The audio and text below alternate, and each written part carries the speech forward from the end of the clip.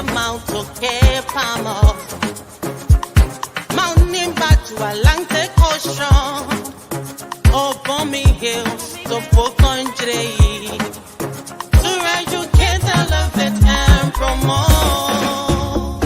Yeah, focus on Liberia,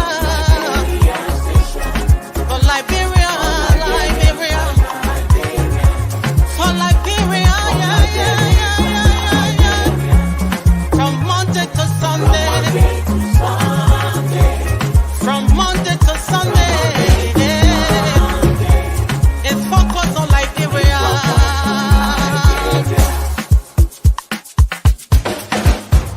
Talk about home affairs, in diaspora, current affairs, reliable information.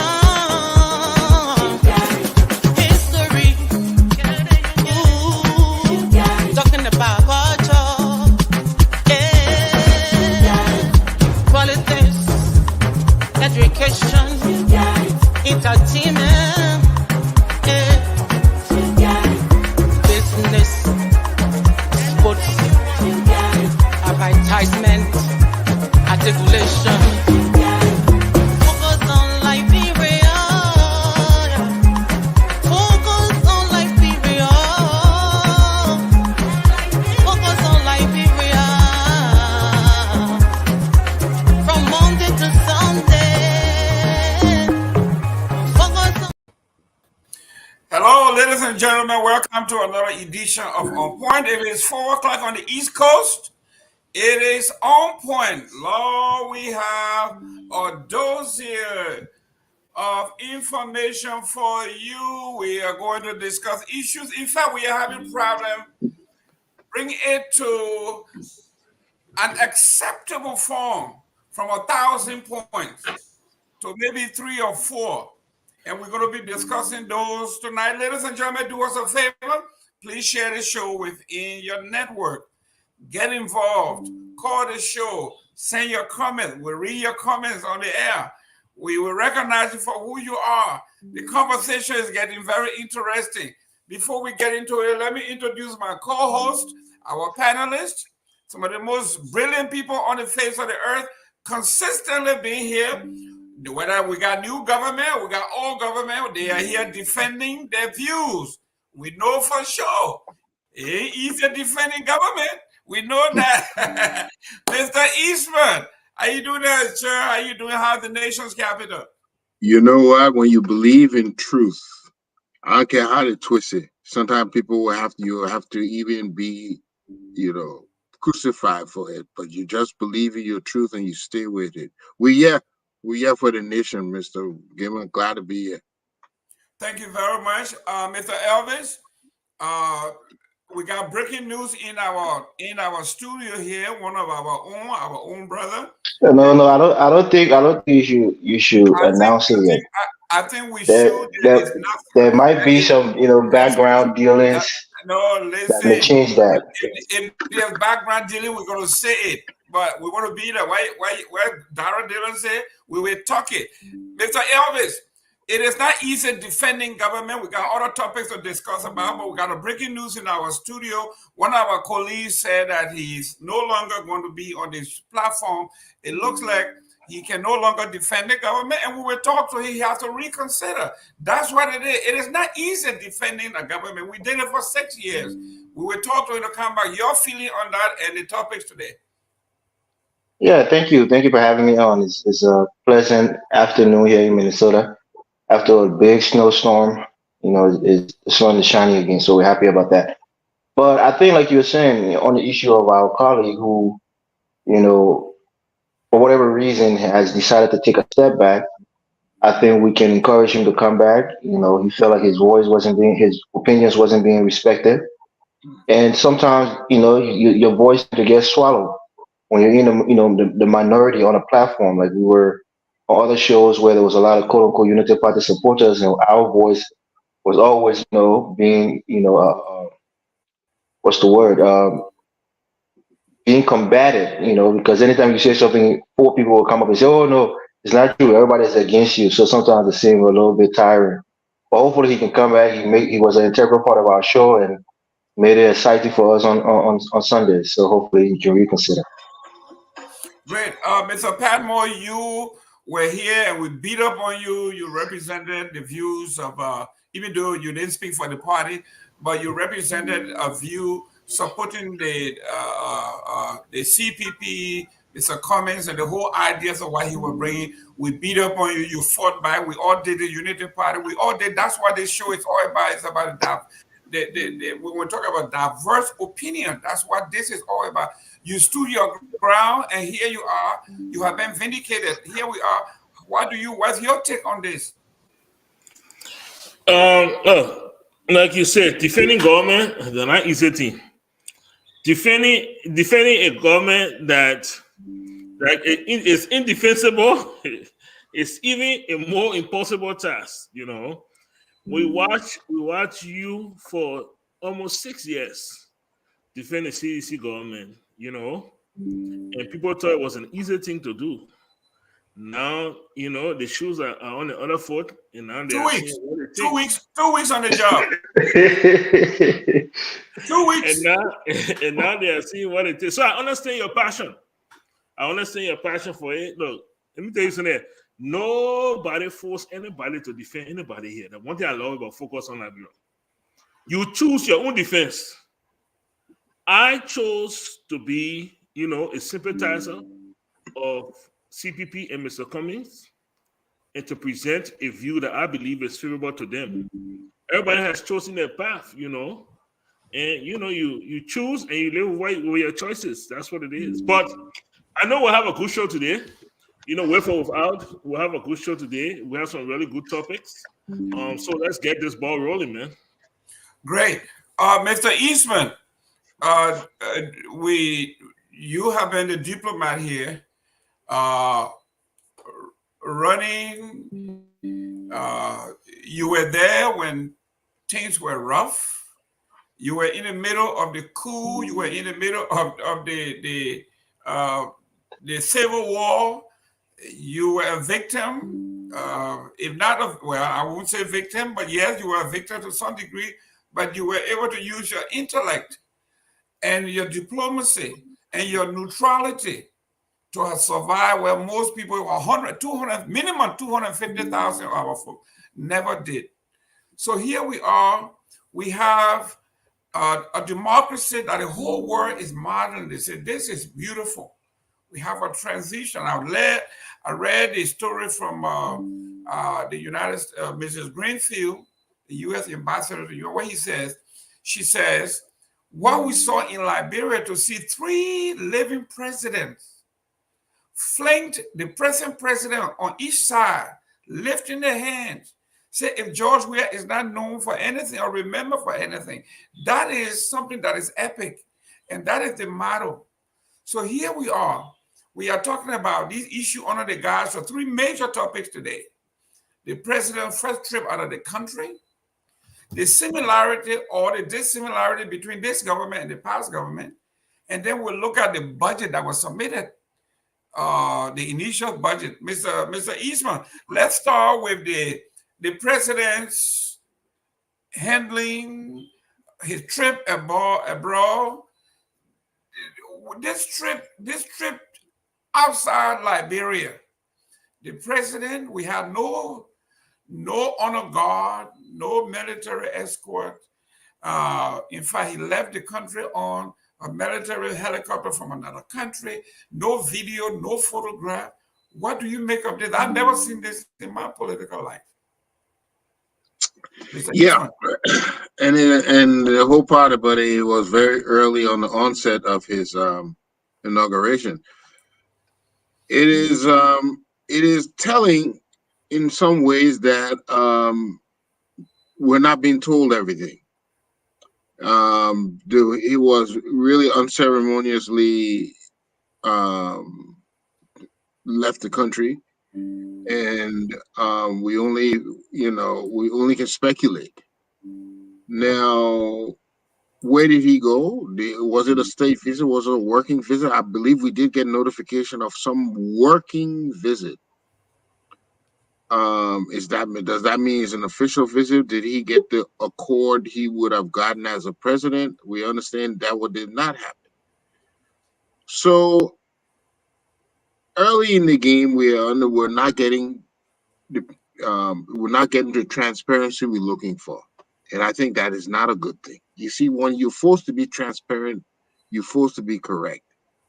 So if you're going to operate under a cloud of secrecy, you can tend to be pulled in the dark. However, what we really need to know if it's beneficial. If we are footing the bill, okay, then we need to know if we're benefiting from it as well. So what after this trip, or what information or what tidings has he brought? I think that is only fair that he, if he's leaving the country on our dime, that we only told what he did and what he accomplished. I think that is fair.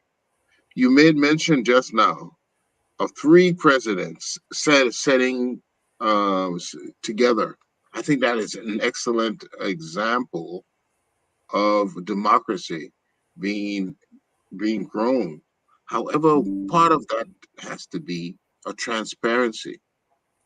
The only way we will achieve true democracy, and we will have a government and a nation of, where people are free and people are believe in their state and believe in their president, believe in their officials, is when we reestablish transparency. And I hope the government takes this into consideration and does not operate under the same cloak of secrecy as we've seen before.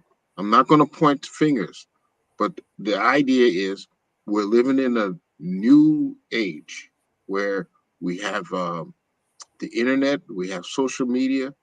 You can't hide as well as we used to before. So just to avoid the naysayers using speculations to bring down or discourage other people, let's be as transparent as we can going forward. And that's my advice. Elvis,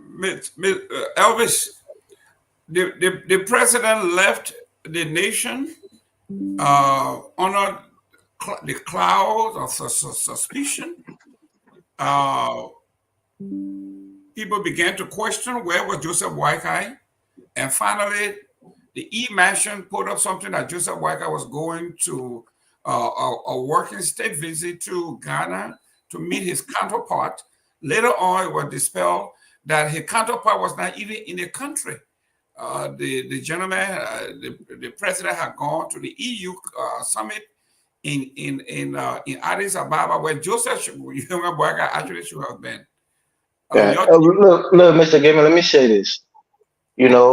I would take a new leaf on life, however you say that idiom. But because I want to respect the office of the presidency of the Republic of Liberia, so I will be measuring my statements. Like somebody said in comments, it's about protocols. And if you're going into another country, especially a member state like Ghana is in ECOWAS, they will send you an official communication inviting you to whatever working meeting, or there's an inauguration, is a independence celebration, any kind of official meeting that you're going to have with the government is either going to be in writing, not even either, it's going to be in writing, and it's going to give you some time. It's not going to be the next day or a couple of days later. It's going to be within maybe a month or a couple of weeks before. So the fact that they never posted anything, showing an invitation from the Ghanaian government, it shows that Joseph Boakai thinks he's still a private citizen. When he has private health issues, perhaps he can get on the plane and go to Ghana for medical treatment or to go see a doctor for checkup. You can't do that. There was something in the newspaper that the Ghanaian president was complaining because, as a sovereign, a sovereign nation, and our head of state is just going into another sovereign nation, you have to have pre-approved clearance to go into that country because it's like another country going into another country, so to speak. So you can't just jump up and get on a private plane and go to Ghana without the people knowing that you're coming and go there for whatever reason without being invited. I could do that. You could do that, Mr. Gammon, but sitting president just can't do that. It's against the protocols of international relations. So I think the president was wrong in that part. And the embarrassment is that the Ghanaian president, now the Ghanaians are saying is not true, but there was initial reports that the Ghanaian president was unhappy about this trip because our president had not been invited. As a matter of fact, like you said, he should have been in Addis Ababa in Ethiopia for the UN meeting, for the AU meeting, because that's where most of the African presidents were going to be. So it will be asinine for a president to invite you into his country when he knows he's going to be absent from the country. So Joseph Boakai came into this whole thing. He's going to be transparent. He's going to be this. He's going to be that. But one of the difference that I see, I would say the similarity. He's not really similar to the Weah government, but he's more similar to the Ellen Johnson Sirleaf government. And it's that whole human nature of you want to know what you see. Children trying to emulate their parents because that's what they saw growing up. Joseph Boakai tended to emulate Ellen Johnson Sirleaf because that's when he was the closest to the presidency. So exactly what she did is what he's doing, the way she ran her government.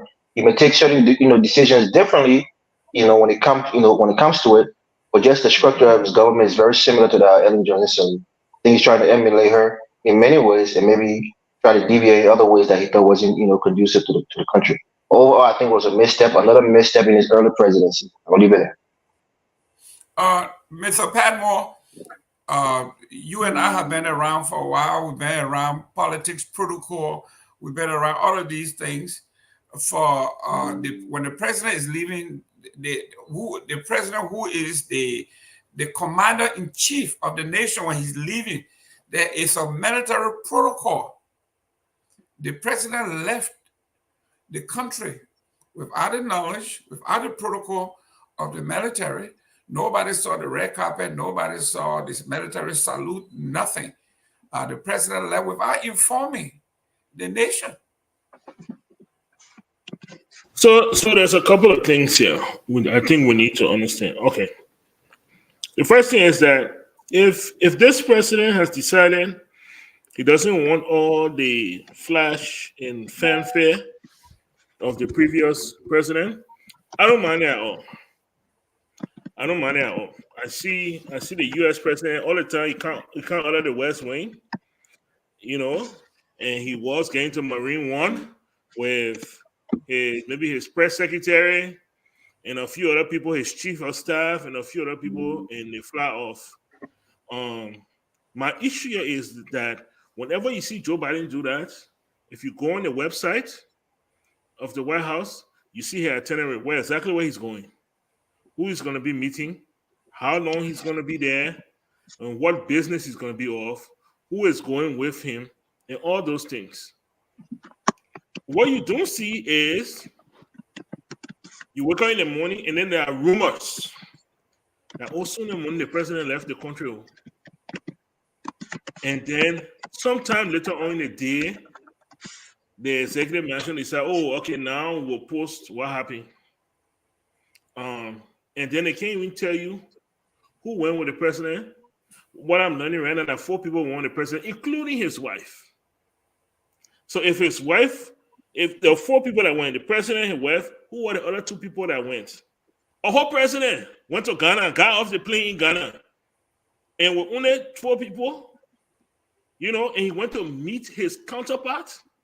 You see, when you use the word counterpart, yes, president to president, but there are other things in that mix.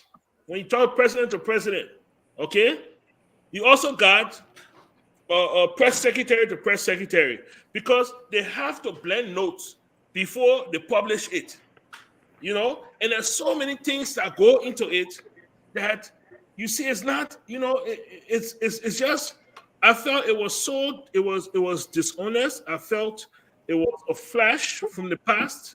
I know my man Elvis was saying he see it in the last government, but yes, we saw it in the last government. So we are lead the country, we not be we are going. So now they told you we are going to Morocco. Oh yeah, but before you went to Morocco, you spent 3 days in Ghana. How you forgot that part? That he spent 3 days in Ghana. You know, all those kind of things. It's just, I mean, we thought this was change. We really thought this was change. But the more we see it, the more it looks the same. You know, and it's extremely worrisome. It's extremely concerning. Okay. Then the president came back to the country, nothing, no update, nothing from the people. You know, it's just how do you do that? How do you do that? And I think that nobody will complain, nobody will say anything. How do you do that? So we're still waiting on the presidential press secretary, Madam Kola Fofana, who uses her personal page for both official and for Facebook antics. You know, so unprofessional, but we'll wait to hear what she got to say. But we will continue to look up to this government to do the right thing. Mr. Tao, something is wrong with your gadget. We can see you. You like a ghost. Yeah, I think you need to readjust your lighting. You know, Yeah, it's kind of giving you a glare on your camera. just get off and do it, and then come back in. Mr. Eastman, Mm-hmm. Yep. the Ghanaian embassy put up a release today. They try to save face or to save Joseph Boakai. They are saying there was a publication in Liberia that they consider fake news. In that publication, the publication asserted that the Ghanaian president was upset, dissatisfied with the antics of the Joseph Boakai and his entourage. They went all around, but not once did they ever confirm in that release that there was a meeting scheduled, that the president was not in Ghana. They met with the vice president, secretary of state. There was a guard of honor to receive the president and accorded him. Because even if Joseph Boakai decides that he does not want a fanfare on the end that he controls in Liberia, there is a protocol. You cannot tell the Ghanaian folks, listen, I'm coming to your country. Do not do your usual protocol, presidential guard and all of that. None of that. So, in essence, the Ghanaian press in fact, the State House just confirmed that there were basically no meeting held. There were nothing scheduled between Ofu or Kofu and the president. And the president left and came back into the country just as he went. Slide. Came in under the cloud. Nobody knew he was even in the country. What's going on here? Again, it just leaves room for so much speculation. Maybe when he gets all his people in place, this thing wouldn't happen. But it is one thing for sure is that we don't know why he went there and what he accomplished. Now, this is when your democracy, your three branches of our democracy, the legislative, the executive, and the judicial, this is when we should be hearing some members of the legislature speak to this. But you see, it's not a matter of condemning or criticizing, but it is putting things in proper perspective, in proper transparency, so it can guide the way we do things and guide the outcomes. What happened? We need to know. And it's simply by asking these questions. The next time a visit like that, you would know what happened, because there will be a precedent that will compel people to provide a little more clarity of what the operations are or why the trip is necessary. But if they are not taking up their duty, and it becomes a situation where you're not allowed to question the executive. Then they are shirking their duties, and instead of representing us as they properly should. There should be some speaking up from the legislature, inquiring, Mr. unless they know, Mr. Eastman, inquiring what's going on. Mr. Eastman, let me push back real quick here before I go to Victor here. You keep saying when the people are in place, when the people are in place, if Joseph Walker knows that he is not effective because his people are not in place, why is he taking these trips with no security, with no press person, with nothing? Only he and his wife and maybe why they call colleague and maybe Joe Walker Jr. He did this before when it came out that he was out there selling the Wologisi Mountain, and his son came out and said, I was there with my father. We had the conversation, but it was never about it. So if he doesn't have his men and women in play, why is he taking the risk? That's an excellent question. I was thinking about maybe a protocol officer, but he does have a foreign minister in place, and I've seen in many situations the foreign minister acts as the protocol officer for the president when he's going somewhere. So there's no explanation. But what I'm trying to emphasize is, why are we the ones asking? Why shouldn't the legislature be asking these questions? Aren't they supposed to be the ones representing us when the executive is doing anything? This is where so I'm looking at not just the executive doing what they want, but a failure of the legislature taking up their duties and acting in our behalf. And that is what makes that is when we begin to see this autocratic type of government, that the executive assumes all control and all power, and the rest of the two branches render themselves defunct. It is by not checking these things from the jump, that's when these things start happening. That is where I see the real flaw. Thank you. Mr. Victor Lambe, welcome on board. Guys, let's do ourselves a favor. Please share this show. We like the comments that are coming in. Beautiful comments. We're going to recognize you. Ladies and gentlemen, you're doing excellent well. Some of the questions, like Mr. Eastman is saying, why are we asking the question? And the people that we elected to ask on our behalf. Mr. Lambe, we have something here. We are on the topic of the President Joseph Boakai's first official trip. I don't know whether it's official, but trip outside of the country. You see, where there is no clarity, you got a chance for people to form their own opinion. The Ghanaian embassy today in Monrovia put up a release. Instead of clarifying, it confirms what we knew already. And they said there were nowhere where the Ghanaian government was dissatisfied with Joseph Boakai. But the question was, they never answered the question whether Joseph Boakai even had an invitation, who he met with, did he meet with anybody? Because the president was not his counterpart. The president was not in the country. He was in Addis Ababa to the AU meeting. Mr. Nambe, you've been in government. You and I have been in government for a while. We've been around government. This is unusual. It is unusual, and hi to everyone. I'm sorry, I'm just joining you.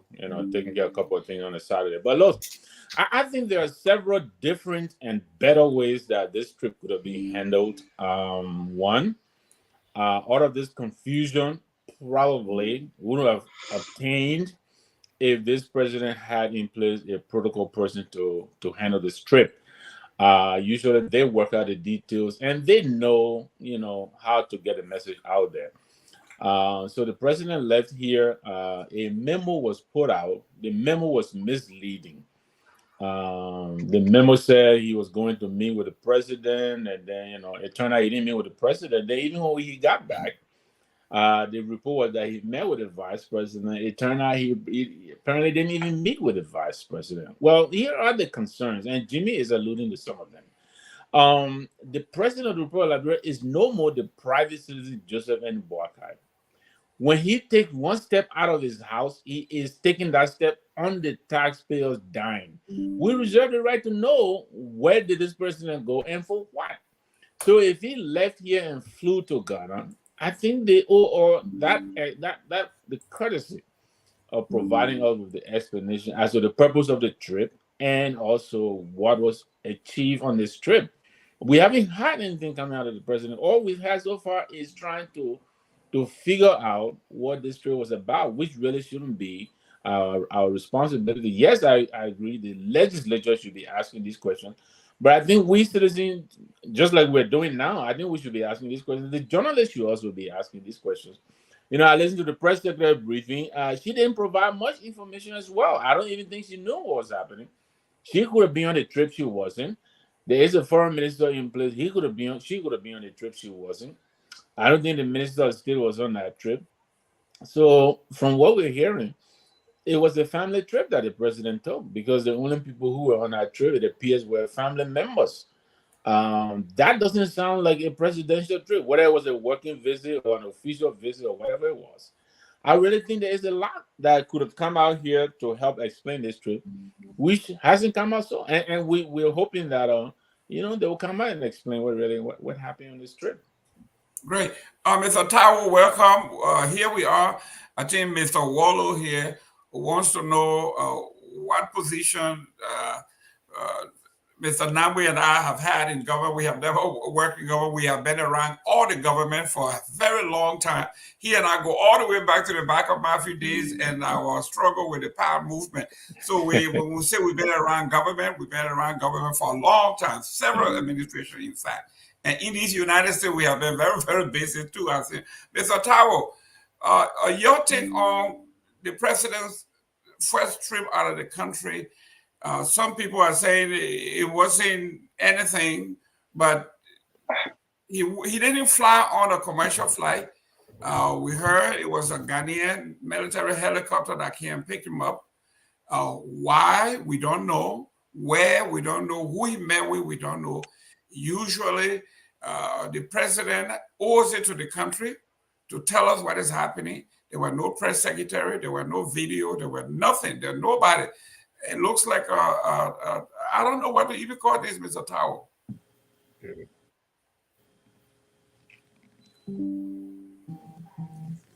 Mr. Taiwo, you are muted. Connection issue.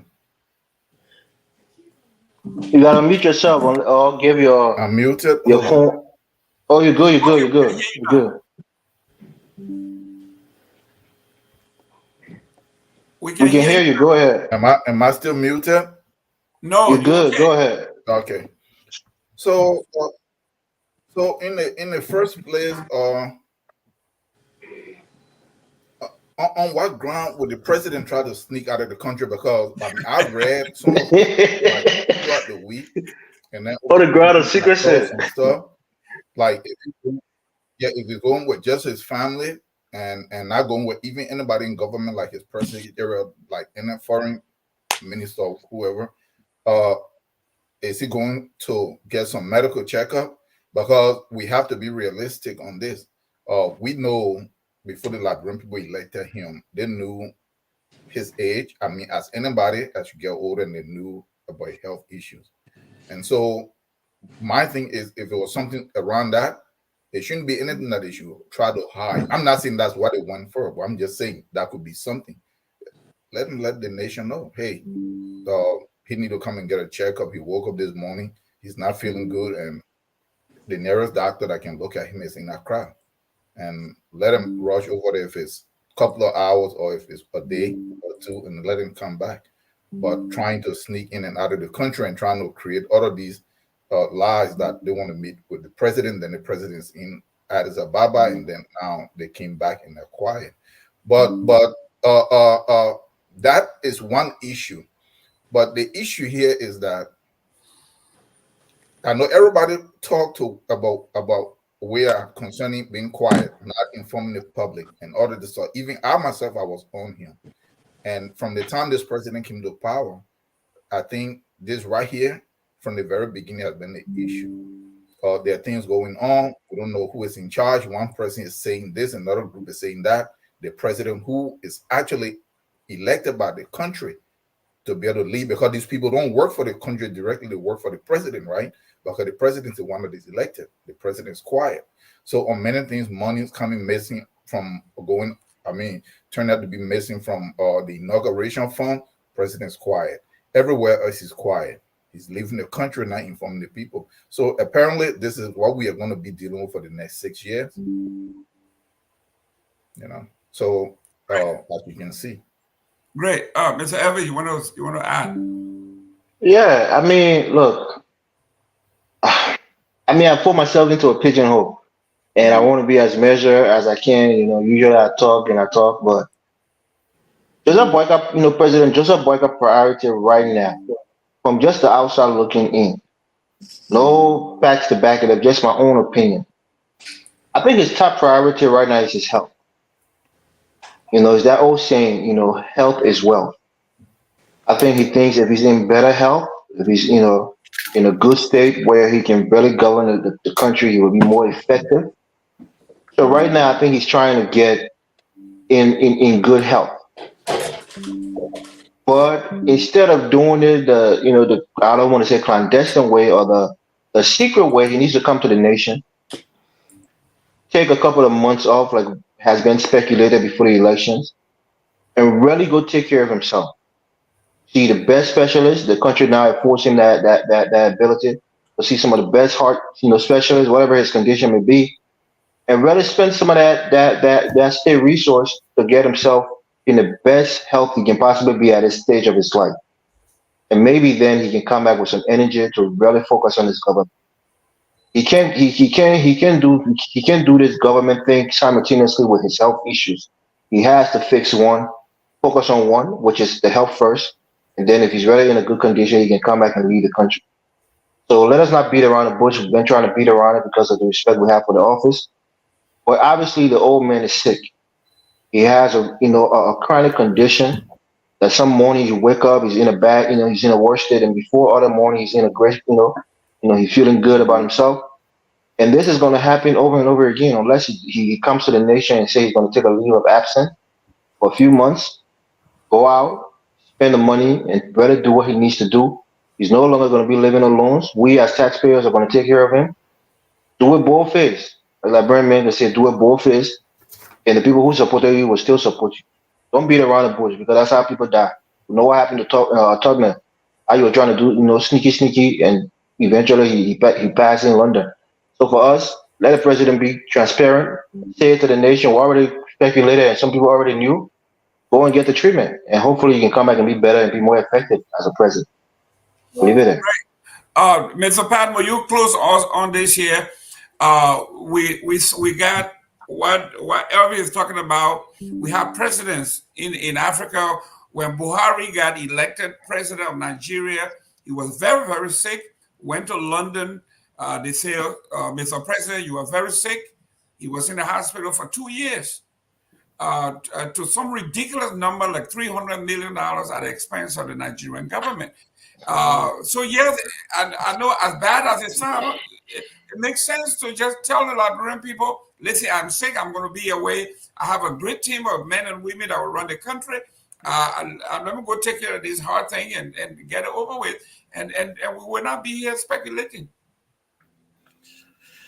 Are we talking? Are we both talking about the same United Party? Come on, man. Eugene Fagon calling the cabal. The cabal. Look, guys, they will never do that. They will never do it. They will never be honest. Honesty is not a trait of Unity Party. Okay? It's just not. Go as far back as you want. Go back 18 years. Honesty is not a trait of Unity Party. They don't do that. It doesn't come natural to them.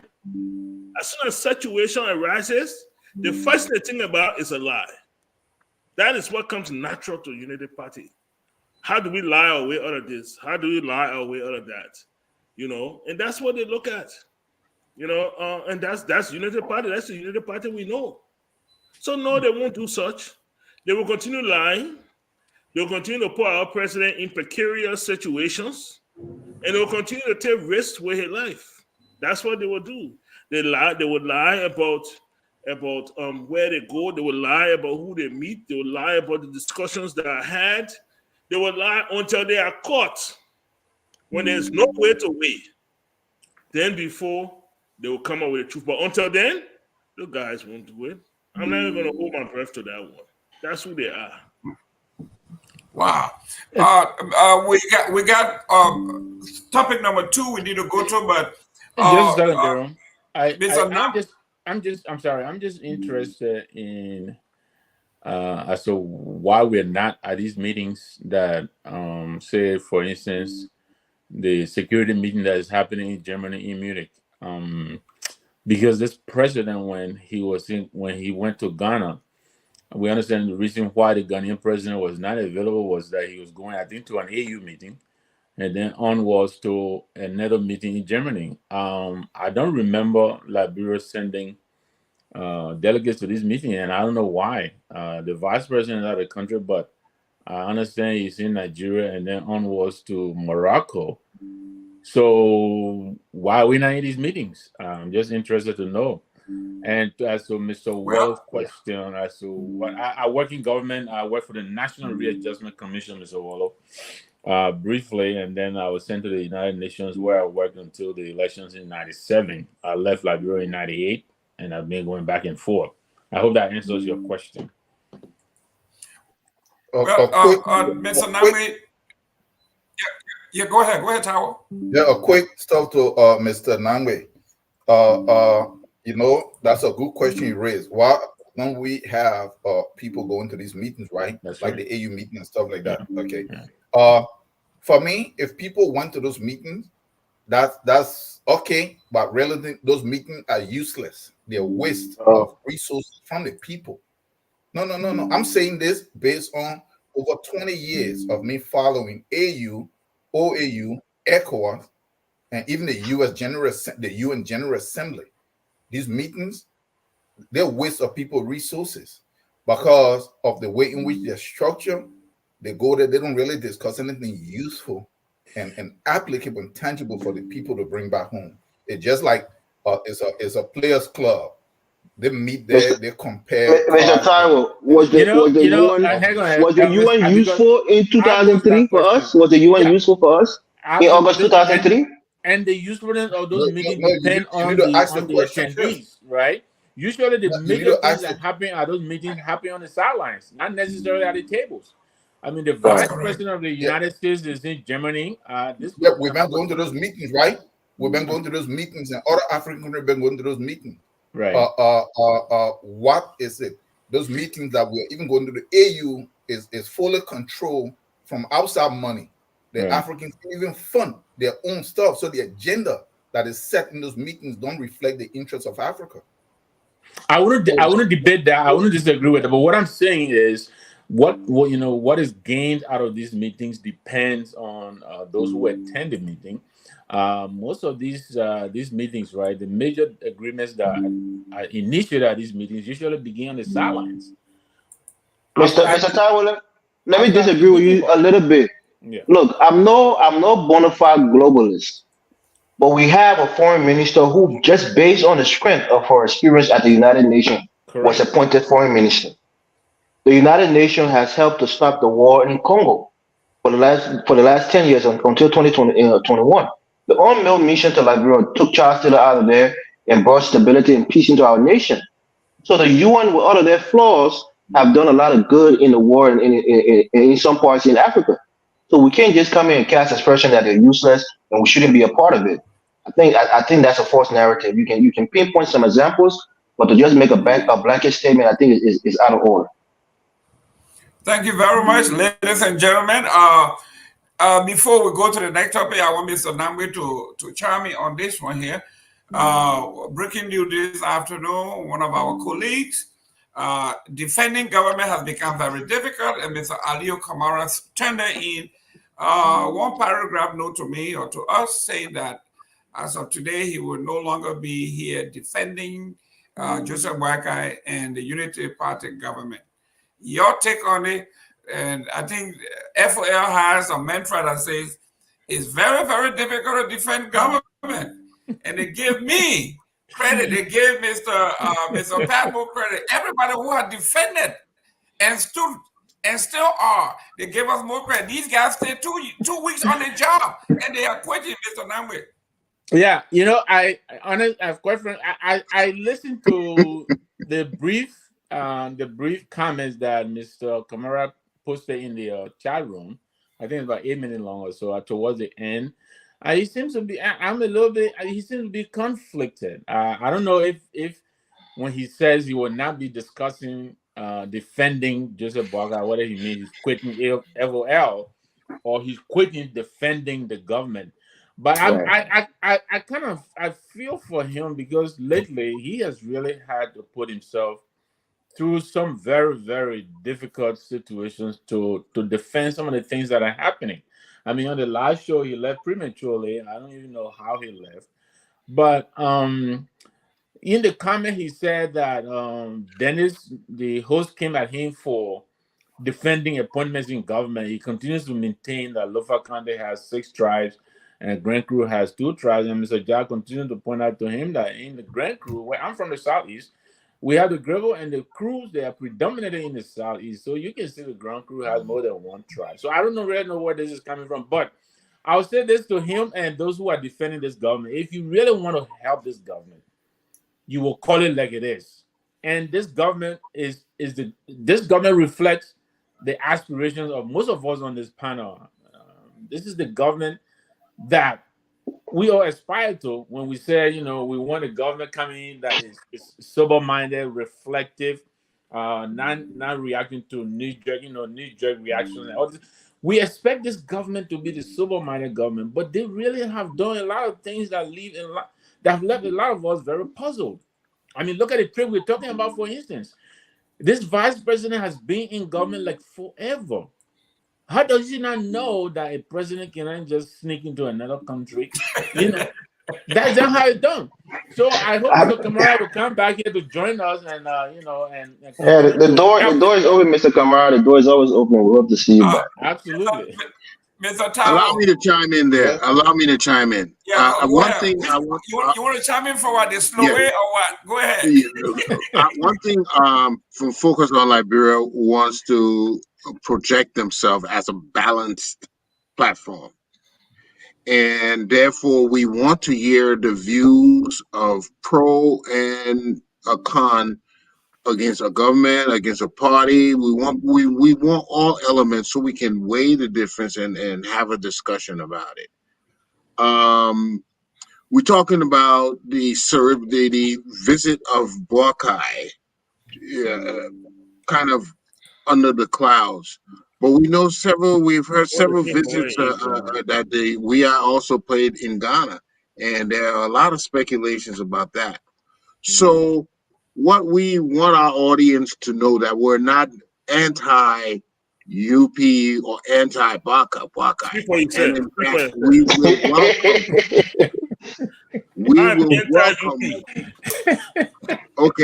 we will welcome other views. And until we get somebody, I mean, I will even take up the role of giving the con, because you talk so. Because we don't want to appear one way. We will discuss the pros and cons on both ends of the aisle and see if we can come up with proper solutions. We don't want an unbalanced solution. That never helps. So we even though we don't have Mr. Kamarra today, but we know there are others willing to come up and bat. So we will be definitely encouraging them to come up. You think Kamarra crazy? Kamarra, you're talking earlier for United Party. Did they give an appointment to other people and then Kamarra will be talking? Kamarra crazy? Yeah. Before they give an appointment to let him come. Mr. Tao, what Ali Kamarra said, basically, these are the disappointed folk who were on here on every talk show. So what Boakai did for them was use their mouth to chew the pepper. Now the pepper burning there, and Joseph Boakai sleeping with his children, they fly all over the place. So he decided nobody gonna use my mouth to chew the hot pepper anymore. Mr. Given.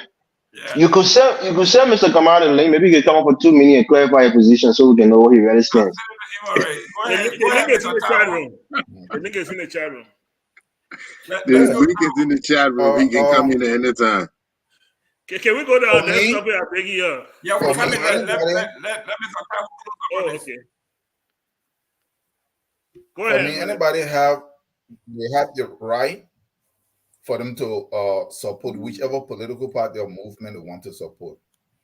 My problem that I have is that if they try to support it at all costs at the expense of the stability or the future of the country, I can support somebody or a party, but if they do something that is wrong, that could be harmful to the country, that could set the country back, that could kind of slow down or derail the development or the advancement of the country, I should be honest enough for me to point that out.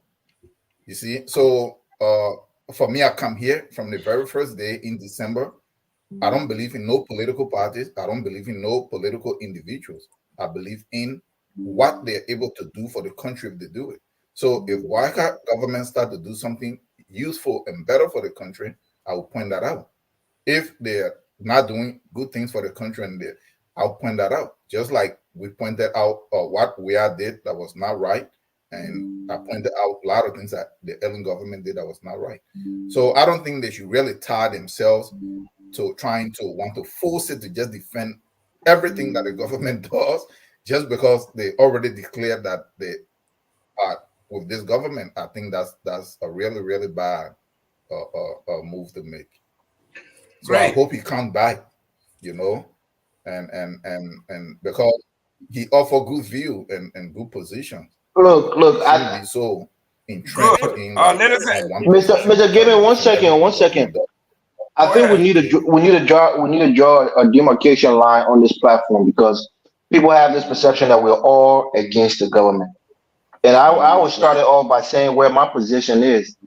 I supported President Weah. I lean CDC in my support on this platform. We can ask Mr. Palmer where he stands. Mr. Eastman can tell us where he stands. So everybody know our points before they think that this is just a pure opposition a show. Certainly, we have opposition people on this panel, but there's some people who are more neutral and others who may even favor the government. Mr. Eastman was saying that he may be going on the side of the government, just to play devil advocate, so to speak. Or we can make our positions clear so people understand where we stand. I made my position clear. I'm slightly opposition, but I'm going to try to be more objective in my analysis. But it's been a fact that I've supported President Weah. He's no longer in the picture, so it's not about being quote unquote sedition. But at the same time, I will give this government props when they do well, and I will criticize them when they're not doing well, especially when they're being hypocritical. Things that they criticize we have for, if they're them turning it, around and doing it themselves, I will be even harsher on them. So that's my position, so people know where I stand. You If know, anybody wants to make that position clear, I want to hear it too. I will have Mr. Waller to know that the Boakai administration every week has been difficult for them. He continues to. I'm telling you, he continues to say they had a difficult week. Let's move on. Every time we move, trust me, this coming week is probably going to be more difficult than the week before. Oh, ladies and gentlemen, Mr. Livingstone, Flomo Livingstone, we have a vacancy here. Please come. Yeah. We have a red carpet. Mr. Sam Waller, we have a vacancy. If you want us to send, we want to call Ghana to send you the private military jet. We will call. They will bring you over here and they will drop you off. Please, we are looking for any pro-unity party person. I defended CDC for 6 years here. It's not easy defending government. We know this. Mr. Padmore been defending the CPP and Mr. Cummings for years. We know this. Mr. Namwe came and joined the CPP. We all know this. Mr. Taiwo came on, and he has been very blunt and straight to the point that, listen, whether you vote for George, you vote for Waka, nothing will change. And I think he's been vindicated to some degree because everything that we're doing, some in the past, some. But let's move to the next topic here. Let's go. Let's look at the similarities of the Boakai. Some people say he's trying to imitate George Weah. He wants to walk like George Weah. He wants to talk like George Weah. Want to do things like George Weah. And one that everybody's pointing to is now he is Dr. Joseph Boakai. President Weah went to AMEU and they made him doctor when he became president. They gowned him and they called him Dr. Weah. As soon as President Boakai came into office, he went to the Baptist Theological Seminary, or either I think United Methodist, wherever they were doing their graduation. He spoke, and they gowned him, they conferred a doctorate degree. Now he's doctor. To be president of Liberia, do you have to be doctor? He's doing that. He's appointing people. He doesn't care what people listen. He says, this man who I want, the professed killer, the guy who said, I will kill, what his name, Yimane. People say, You kill too much fella. Yeah, he said, I will kill Falabu. Yeah, I will kill Who the Falabu. Falabu? I have done this before. I was about 25 by 75 men who were marking to death.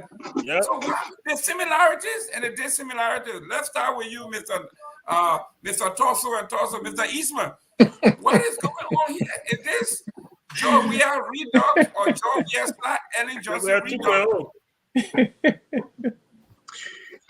You know, we do see some old practices, and I think some of these practices are ingrained in the goings of the government. In other words, they're used to getting away with a lack of transparency and giving excuses, similar excuses, and it's up to us not to give them a pass. Okay, so but we are hearing different things. I don't think it's similar at all, because I'm hearing now that the legislature is calling for audits of many of the deals that the past House held with Weah's consent. I hear different bodies calling for audits now. How far these things go will prove the point, because calling for an audit and calling for a revision or a review of all the deals is one thing, but making changes is another. So I don't think I will agree to say that this is business as usual. I see a separation from the past, but what I want to see, though, that is not simply a witch hunt. In other words, it's not all deals that have been bad in the past. I think they should be revisiting. But there are already cries to revisit a lot of the deals. I hear the padded. There was a padded payroll at the mansion, and there's a review of that. So it's not business as usual. We are hearing investigations being summed up. So I don't think it's business as usual. Not at all. Mr. Torso. Yeah. When Joe Weah took over, didn't they go and do a revision of the 66 concessions? 68. 68. No, 66 bogus. 2 of them They did not do it. A revision. You heard it. The second thing is, when Joe Weah took over, 700 ghost names were found on the payroll of Internal Affairs. What did they do? What did they do? No, I'm not talking about what was done. We just look at the similarities. The similarities. All we are looking at here, they are very similar. That's what I'm saying. They're very similar. It's an Eastman. We're talking about change. This change that were coming. They changed. We are still waiting for the change. You remember when Joe Weah came in? He said Ellen Johnson had 4,000 people on the supplementary payroll that was over clean the beaches and all of that. And what he says is we will absorb them. Then he absorbed them and then out of his own, because they were their time to eat. Let's go to Mr. Namwe here. Mr. Namwe. You know, I'll be honest with you. I think it would be a lot easier if we were to tell the contrast, because the similarities are so numerous. I mean, the two of them, they're sneaking into Ghana. We know how many times we are snuck into Ghana. The two of them are appointing justice ministers and withdrawing the name and sending them to labor. I mean, we know President Weah did that with Gibson. President Boakai has done that with Councilor Kura. So I don't know where the similarities end. Mr. Namwe, and where did we are sent the justice minister withdrew, and where did Boakai send the withdrew justice minister? It's the Ministry of Labor. so, so I will agree a little bit with Jimmy. There seems to be some very minimum attempt to draw a separation between the previous government, but unfortunately, they keep being drawn to the same track that this previous government followed. They brought in HPX. I think they announced $5 billion to be invested. They haven't explained that. The same way Ebomouth and all these people were brought in, President Weah, he was not able to explain these people's ability to perform. I mean, HPX might have a track record of performance, but they haven't told us how they intend to bring this money to the country. So President Weah, I believe he had all the goodwill coming in, but he was such a minimalist thinker. You know, he was so bent on the small things. And I am yet to see this President Boakai, taking a bold move. No proclamation, no presidential order, nothing. They've been in office almost a month now. So that way, I really think it is very, very too similar to the previous president, as opposed to how dissimilar they are. And we're waiting for them. Their 100 days are almost up. You know. Well, Mr. Gamer, it's time to take a stretching break. Oh, time to take a break. Okay, when we come back from break, Mr. Nambe, before I go to before we go to break, Mr. Nambe. Yes. We have somebody took us on our offer. Livingston said he would take the job. Livingston said he would take the job. Send the link. Send the link. You see, you gotta get Livingston to come sit. Then he can sit on the grill. Ladies and gentlemen, let me see here. We can go to our music real quick so we can have a few seconds of stretching. You know, this is a show. We want you to be here. We want you to live well. Hopefully, we'll all live to be 105 and Joseph Boakai. Thank you, guys. Let's go. Let's go stretch a little bit.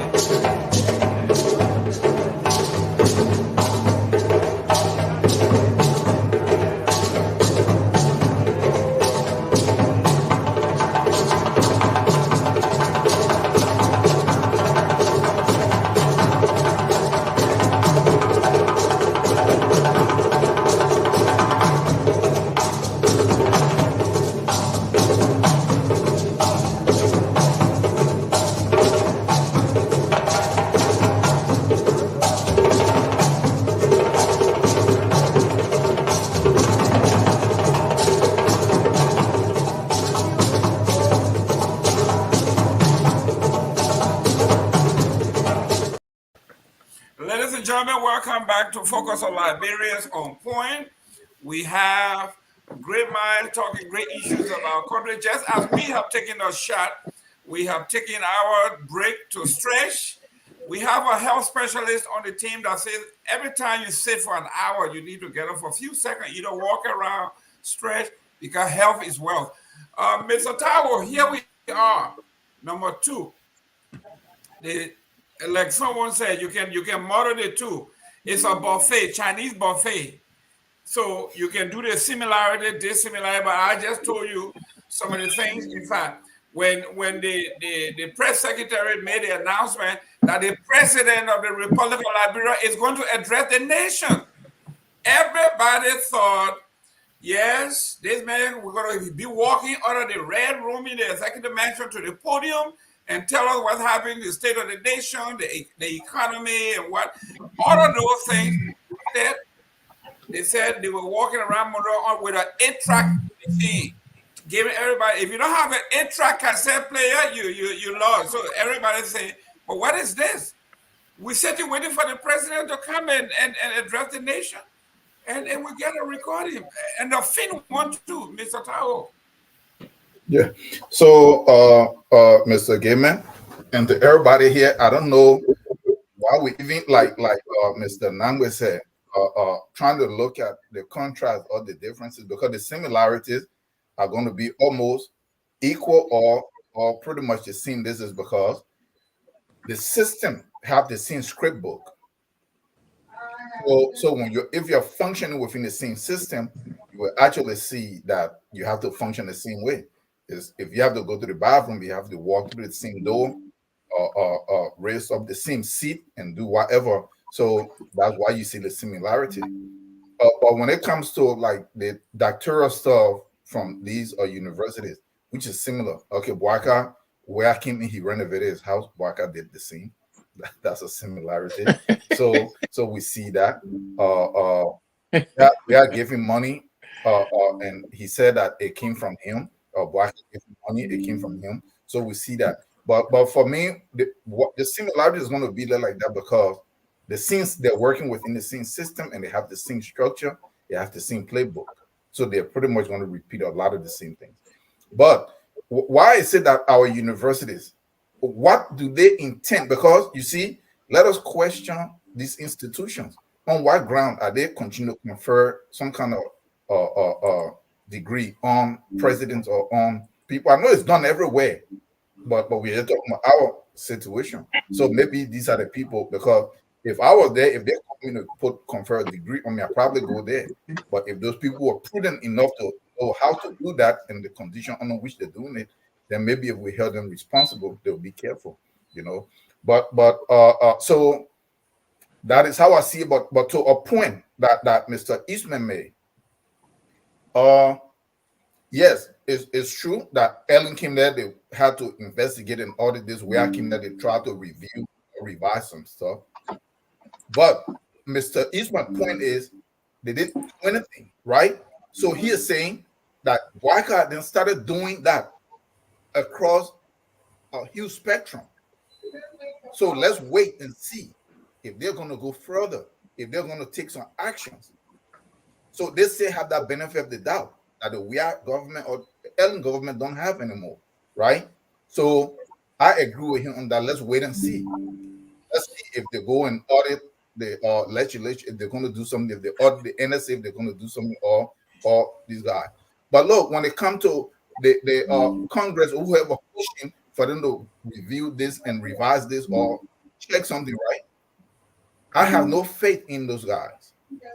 The reason is they're the one who these bills and all these laws are going through. They don't read these things. Most of them can't read. That's the fact. Oh, you gotta put that phone music very loud. Go ahead, Mr. Taiwo. And from what I see, is because each time these bills have to be revised and to be reforecast, they expect to get brown envelope. And so that keep them Guys, please, on grease. please mute your phone, somebody's phone. Yeah, go ahead, Mr. Taiwo Land. So I think so when Congress is getting involved in when Congress want to revise something, they'll look into all the legislature, Senate want to look into this and look into that, is because somewhere there will be brown envelope that will come to them. But these guys, we should hold them responsible. These are the people that actually really represent us. They sit there and they pass these bills. They're the one that passed them. So why should they be surprised later that, oh, I didn't know that this was in there, like the APM terminal stuff. They didn't even know what was in there, and then they passed it, but because they were giving money. So let them keep quiet. You know, Mr. Tao, quickly, let me just say this. When we talk about disruptors, right? For instance, look, this president was coming in. Do you not remember the battle he fought to retain the speaker position? Why do you think that was so important to him?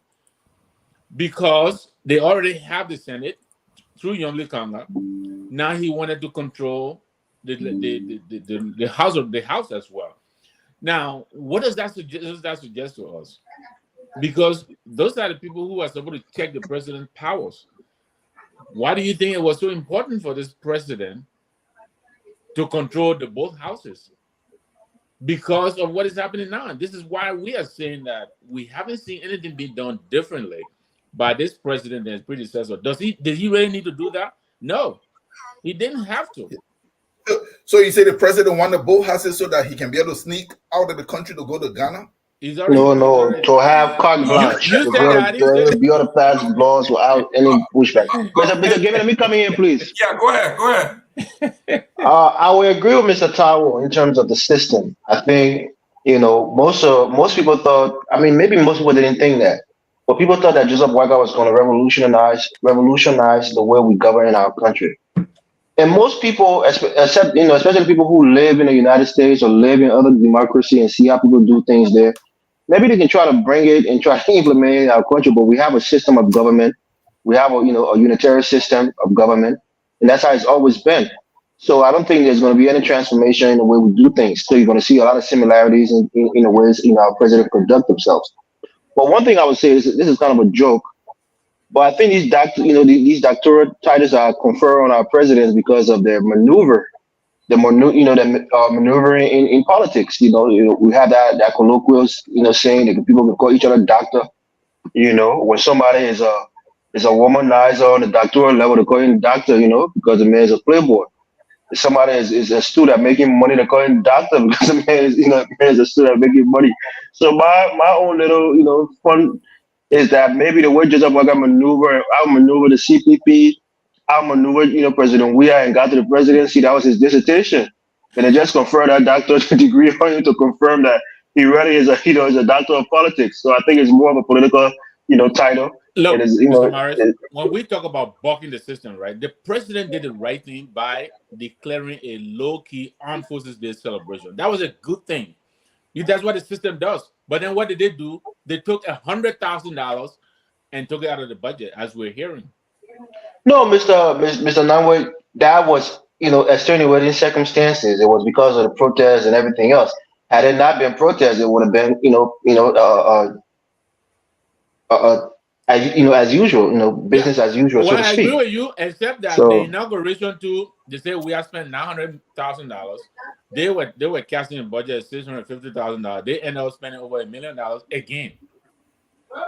like I said, I agree with Mr. Tower on the system of doing things. Ladies and gentlemen, another country, ladies and gentlemen, you are listening to On Point. It is 4 o'clock every Sunday, right here. You are going to find men and women that believe in what they do. We had a woman here that defended Joseph Boakai, my own sister from Grand Bassa County, Glendon Jr. They have now decided to kind of congregate towards one area where they sing is like one choir singing one tune. They all sing soprano and nothing else because they don't want to delve into anything else. They get upset, they quit. So Mr. Gaiman, let me point something out. Let me just cut you off. And I want to show the hypocrisy in that. A lot of people will come on this platform, especially on this show in particular, and say, "Oh, FOL is a anti-government, platform now." And what do they do in response? They run to the quote-unquote pro-government platform. You saw it with Mame, you saw it with Dwalu, you saw it with other people that was regularly, appearing on this platform. Once they had some pushback, once they had people, confronting them on some of the things that they said, they went into the comfort zone and the John Stanton Witherspoon, and it became part of an echo chamber. So people who come on this platform and try to criticize people for criticizing this government, but then want to have, a soft landing and go to a platform that is, very, very pro, government. I think that's hypocritical. You can't come on this platform and criticize us for being against the government and wanting to have a more balanced platform, and then go on a platform that is very, very unbalanced. I think we got to call them out for that. Great, Mr. Padmore. Here we are. We are talking about since you and I have been around government, we know the similarity. When these people came, they were talking about the change. And you saw my homeboy, our colleague, Aliu Kamarra, he always do this in my face. Joseph Boakai is not what you're talking about. There will be a complete change in the country, and I trust his judgment. I trust everything he does. You will see. Watch and see. Mr. Aliu Kamarra, please come back here. I know the seat is hot, but come back. We will pay you. Please come back. Don't make promises on the keyboard. Don't be that boy, Aliu. I said I will pay you. I didn't tell you what I was going to pay you. Okay, all right. Don't put yourself in a situation again. I'm learning from Joseph Boakai. I said I was going to change, but I didn't tell you when I was going to change. Mr. Pat. I know. It is what it is.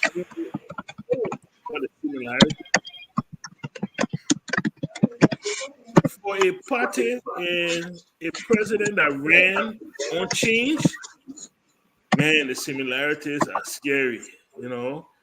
I mean, I told a United Party sympathizer the other day. I said to him, I said, who are the people in the room when these decisions are being made? When they sat down and decided the president needs to speak to the nation.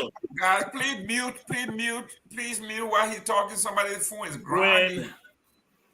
When they decided that the president was going to speak to the nation, when somebody in that room raised their hand and said, "Let's record it," who were the people sitting there and they couldn't open their mouth and say, "That one, we're not doing it. We're not doing it." Breaking news. Read it. Highlight that comment from Mr. Kamarra, please, Mr. Gamer. The second to last comment, Mr. Kamarra made his position. Please highlight it. Oh. without flushing out of his corner, he will come back. So now we're gonna have two of them. We're gonna have him. You see what? Mr. Livingston, you are welcome. Yeah, Mr. Kamarra finally had the courage because now he's gonna have some backup. So he's not gonna be alone. We need you and Mr. Livingston. That's correct. Go ahead, Mr. So I mean, look, the similarities, and I don't understand. Like I said, I was speaking to a United Party sympathizer, and I'm saying, like, who came up with that idea? Because it was so George Weah. Even when the idea came for the VP to hitch a ride on a private plane, it was so George Weah. I mean, we haven't even gone 1 month. They couldn't think and say, hell no, I can't do that one. As much as I know I ride private plane before, I would really like to ride one. But we just come from complaining to George Weah about private plane. Now, like, people must see me in private plane. They like bring people that I know. You know, just look, United Party, let me give you some advice. I dislike you. Let me give you some advice.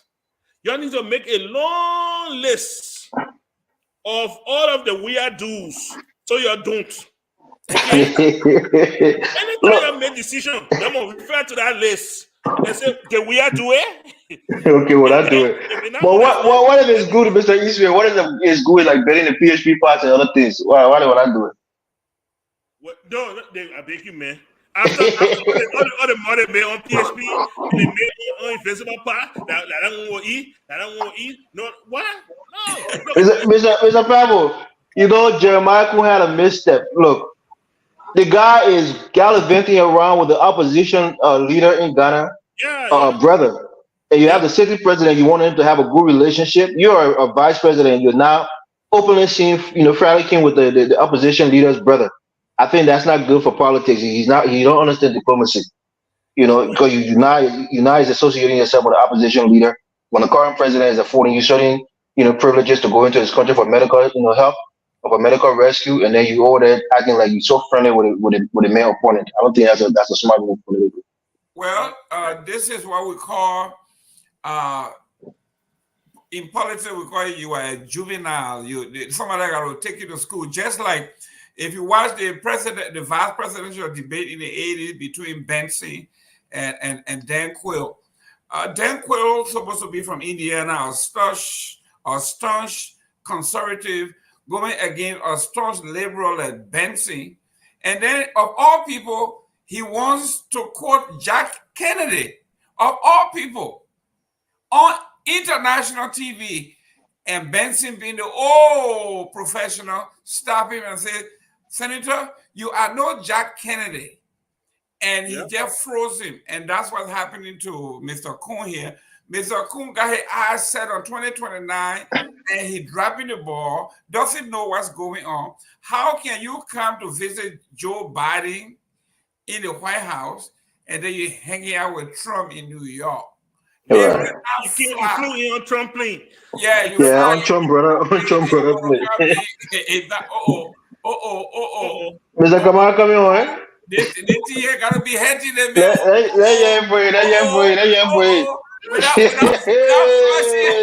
We're not The flushing prodigal, other hit the hole. prodigal We're son not returned. The flushing other prodigal hit son Mr. David, you make me laugh on the show. You make me laugh behind the show. You make me laugh so much. I said, no, I got to go there. You gotta come out. Which one made you laugh? Tell me which one made you laugh. The last rolling you did. Mr. Kamarra, please, blah, blah, blah. How can I do you say? That's not how me laughing so bad. No, they won't say you're paying man. I want for everybody. They say you're paying man. Mr. Mr. Pablo ends so this man can tell her, let him tell her how the president got order, how he managed to get out of Liberia and back. Yeah, same one so we smoke you out. Mr. Pablo land. Like I was saying, it's just they are so similar. They are so similar, very similar. I think next week we really need to make one of the topics. We need to contrast the two, and I know it'll be a very short one. Yeah, you better enjoy yourself. You better enjoy yourself, Pablo. You see me now, your voice go low. What happened? You're running all over the place here. Listen, Mr. Padmore, what is wrong with the Unity Party? They write something, then they say something, they do something. This man wrote a long letter to us that he was quitting, he wasn't coming back, and we should reach out to the Unity Party. He put it in black and white. He signed it on an oath. They come back and say, he said, let me just say this. Let me just say this. Look, let me say, first of all, let me say hi to you guys, Mr. Eastman, all of you guys. Listen. The statement I made in there, I wasn't joking, but you guys made so much joke out of it and they became useless. And you see, look. Now you attack this on the platform. You give joke out of everybody point, so it becomes useless. Yeah. So I mean, you just make it completely. I mean, not even significant. So you know what? I was watching from the time the show started, and that was my decision, just to come and watch and contribute like everybody else. But I see that I have some kind of importance with all the jokes that you guys make. You guys like me on here. So I mean, of course. Yeah. We can't do it. So I saw that first thing. I saw Palmer playing tough love, acting like with or without, but he didn't mean it. And I know he didn't mean it. So I just listened. I said, oh, but I am that important to this guy. So why am I going? Let me go back to them then. I was genuinely concerned about your well-being because I know how difficult this is for you, but it's good to see you back. I'm well. Are we going to touch on Prince Johnson Church with Prophet Key in the church today? We're coming to that. Let's go to number 3 real quick, then we'll come back to the potpourri. We don't have. I think we should table this because we had a printout of the budget, but we don't have the budget detail. So most of you here decided. Before you go to the budget, though, that's probably we're talking about profit plane, this and that, all kind of things we're doing around here. Somebody will bring it back to his knees. Listen. Oh God. Listen. To be fair to Joseph Boakai, we have to have the budget detail. Because what we presented, people said it was just a ballpark. We didn't have the detail. So Mr. Padmore have reached out to folks to send me if they do have, because what we have is what everybody else has in Monroe. We have not seen a detailed line item budget. We are asking the Unity Party, Mr. Ali Kamarra, Flomo Livingstone, don't put me into anything I can't handle. Sam Waller. Mr. Sam Wallow, I can't handle this, Mr. Mo Ali, I reach out to everybody. Don't put us into anything we can't handle. Send us the budget detail. Now $100,000 for Armed Services Day, and you don't tell you what you're going to do with it. $650,000 for inauguration. You didn't tell them, even they didn't have water. They said the president, the U.S. ambassador to Liberia, to America, didn't have even water there to drink. Mr. Kamarra, do you have the detailed budget, sir? But when I'm the one working to the Ministry of Finance, you see what the you just keep over here to defend this thing that you say, no. What I'm telling you is you saw what it presented. What you saw is what everybody is saying, but that's not the main issue. The main issue here is somebody needs to call them back to come and get them breakdown. That's what accountability is. Before you release any money, call the people to give you information. Mr. Torso and Torso. Yeah. The man said That's it they gave us because when we reached out to Kula Fofana, she said they were going to redo some of these things and they were going to address them and polish it and all that.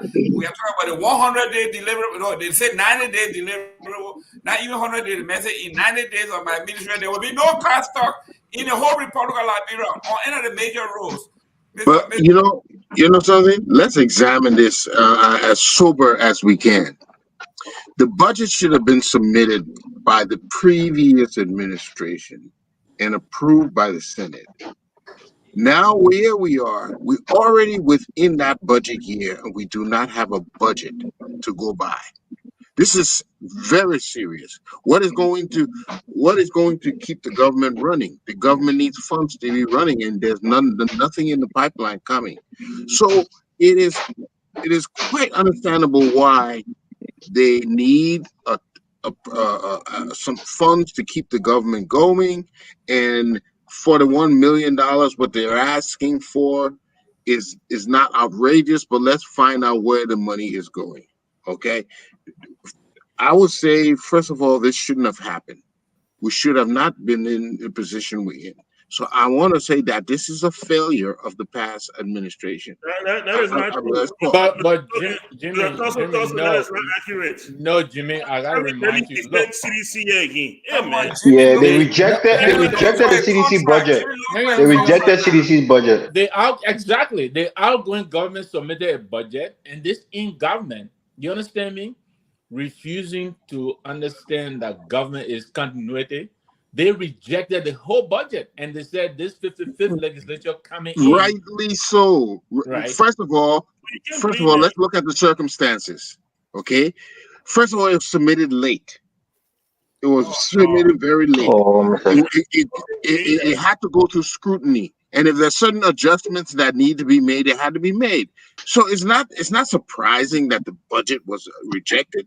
The problem was it was submitted too late, so they didn't have enough time to scrutinize and do the correction and get it back. Point of correction, Mr. Eastman. Point of correction. Their statement of why they rejected the budget was not because of the timing. It was because they felt like the budget should reflect the priorities of the incoming president. It wasn't because of the timing. No, I totally agree with that. But what I'm trying to say that it was submitted late. So whatever the reasons they found wrong with the budget, and there were probably several things wrong with the budget, there was not enough time to have it sent back, revised, and then put forward. They fell on the ball, and if we're going to justify when somebody is not doing the work they're prescribed to do, okay, it's a constitutional law when that budget should have been submitted. Yeah, but Jimmy, because they had a budget short for it. It had to be recast. They had a budget short for it. It had to be recast. You recast an existing budget, Mr. You recast an existing budget, Mr. Mr. Eastman, at one time we thought you were going to torso, but now you wouldn't talk. But you just told me so. There was Mr. Eastman, you are no longer torso. You should have been that there one for you. Look, the present administration came in and they said that they foresaw a budget shortfall. So Mr. Kamarra said they were going to recast the budget.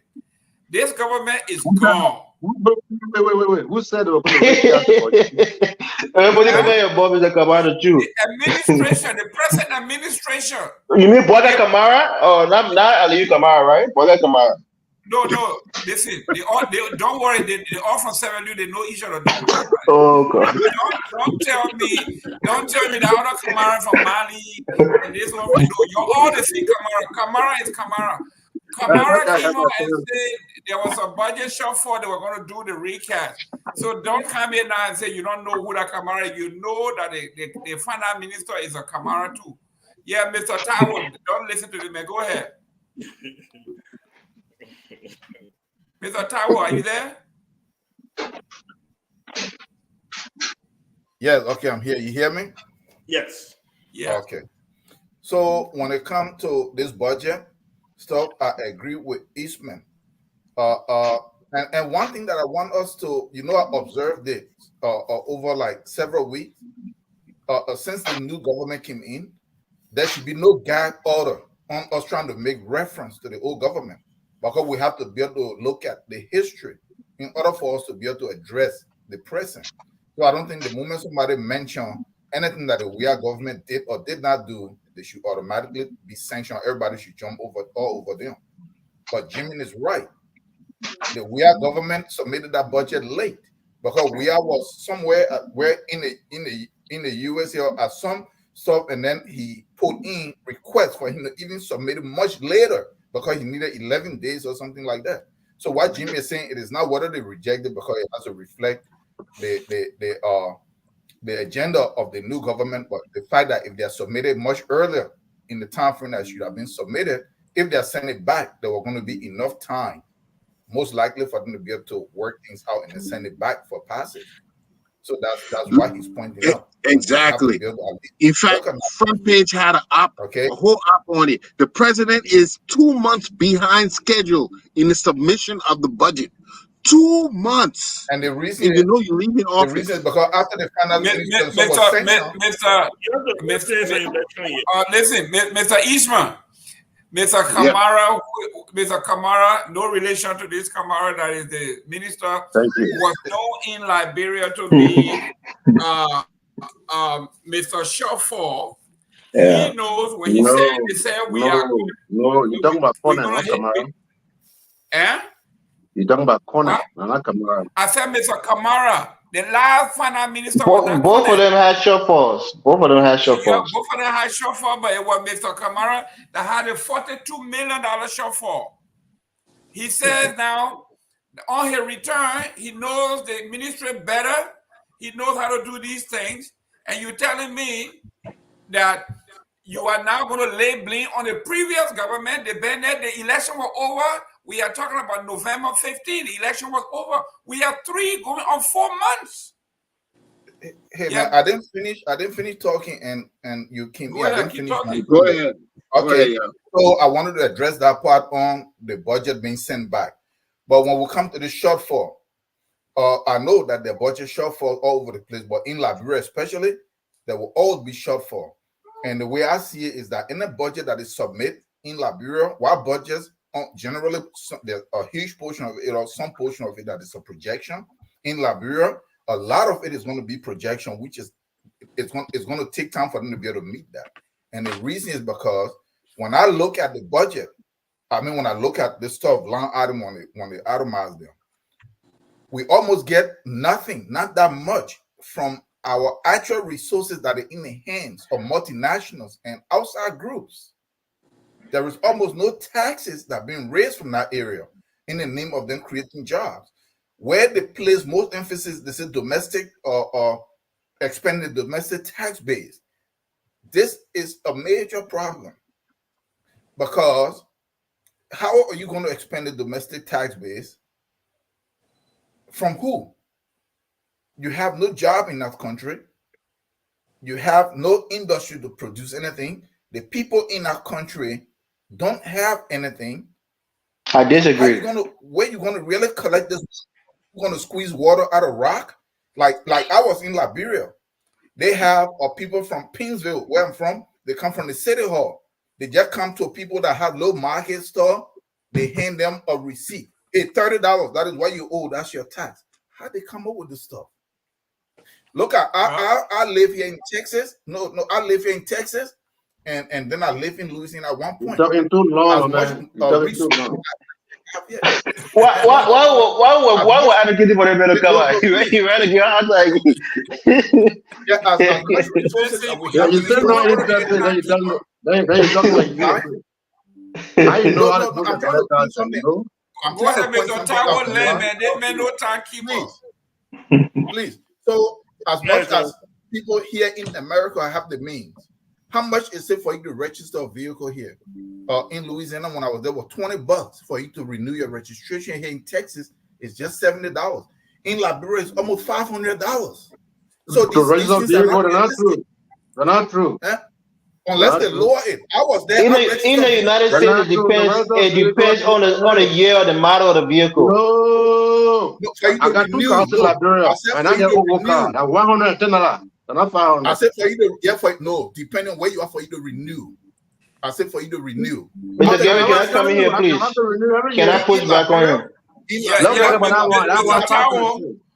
Taiwo, when I just sent a car to Liberia, I had to pay. They say I got to buy insurance, which is a bogus thing they have over there.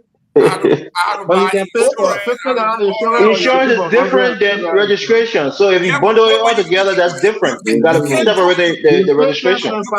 You can't do one without the other, sir. In this country, you go to a motor vehicle to register your car. If you don't have insurance, you cannot register. But not like that in Liberia. But how can I couldn't get my car out of the port? But I don't know whether your story is even factual. Because the man sent a homework to Liberia. He sent a white. I just registered my vehicle in October. I did not have to pay registration to the Ministry of Transport. You have the only time you got to do it. No, you are not lying. The only thing you got to do, you got to. The man said BMW. You said BMW.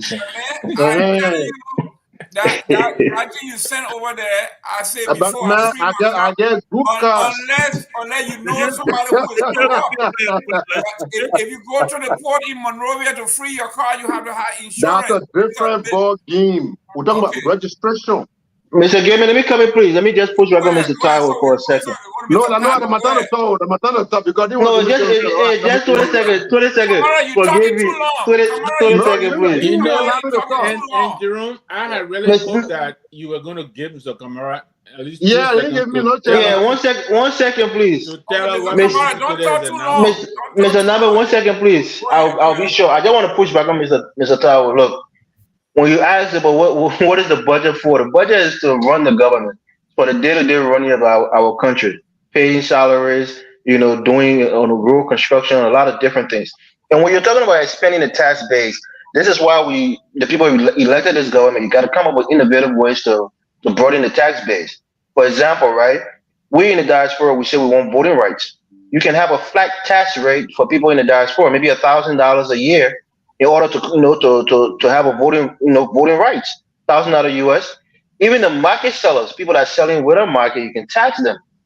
You got taxing people is not an easy thing. It's painful, but that's how many countries are built. You can't say, the people are too poor to tax. No, some people here making minimum wage, they still get taxed. So taxes should affect everybody, regardless of the economic, status in the country. So I think if this government is serious about, increasing the budget, they have to tax everybody in the country, regardless of your economic status. And then if people like us want to vote in Liberia, it can be an incentive to give us, a flat tax rate in order for us to vote. Just some ideas. Not saying it will work, but just some ideas. Yeah. Thank you for that point.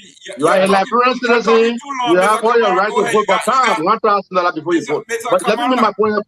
In America, you can vote without paying taxes. If you don't pay taxes, you'll be in jail. You have to pay taxes in order to be a citizen. Most of us don't pay taxes in the diaspora. But you gotta stop. You gotta be able to stop the people before you tell me to talk. Okay, go ahead. I'll stop. Go ahead. You got 5 seconds. Again, you are a Liberian, you are a Liberian citizen. It is your right to vote. Bam, pay 1,000 before you vote. But here's the thing. Budget shortfall is not a bad thing. Budget is projection. It doesn't necessarily mean what you send, when it's approved, you're actually going to get it or you're going to expend it. But it's all based upon your revenue intake. So it's a projection. It's like we say during the early Johnson government, there were $10 billion, blah, blah, blah, went into the economy. It was expected to go into the economy. That was projection. It wasn't like they already received $10 billion.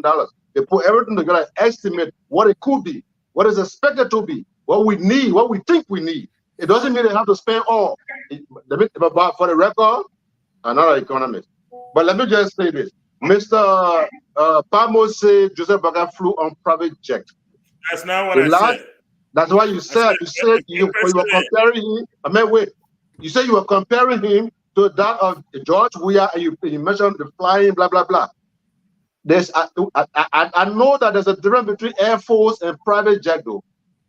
That's thinking from the Air Force. Number The one. first Number two. president.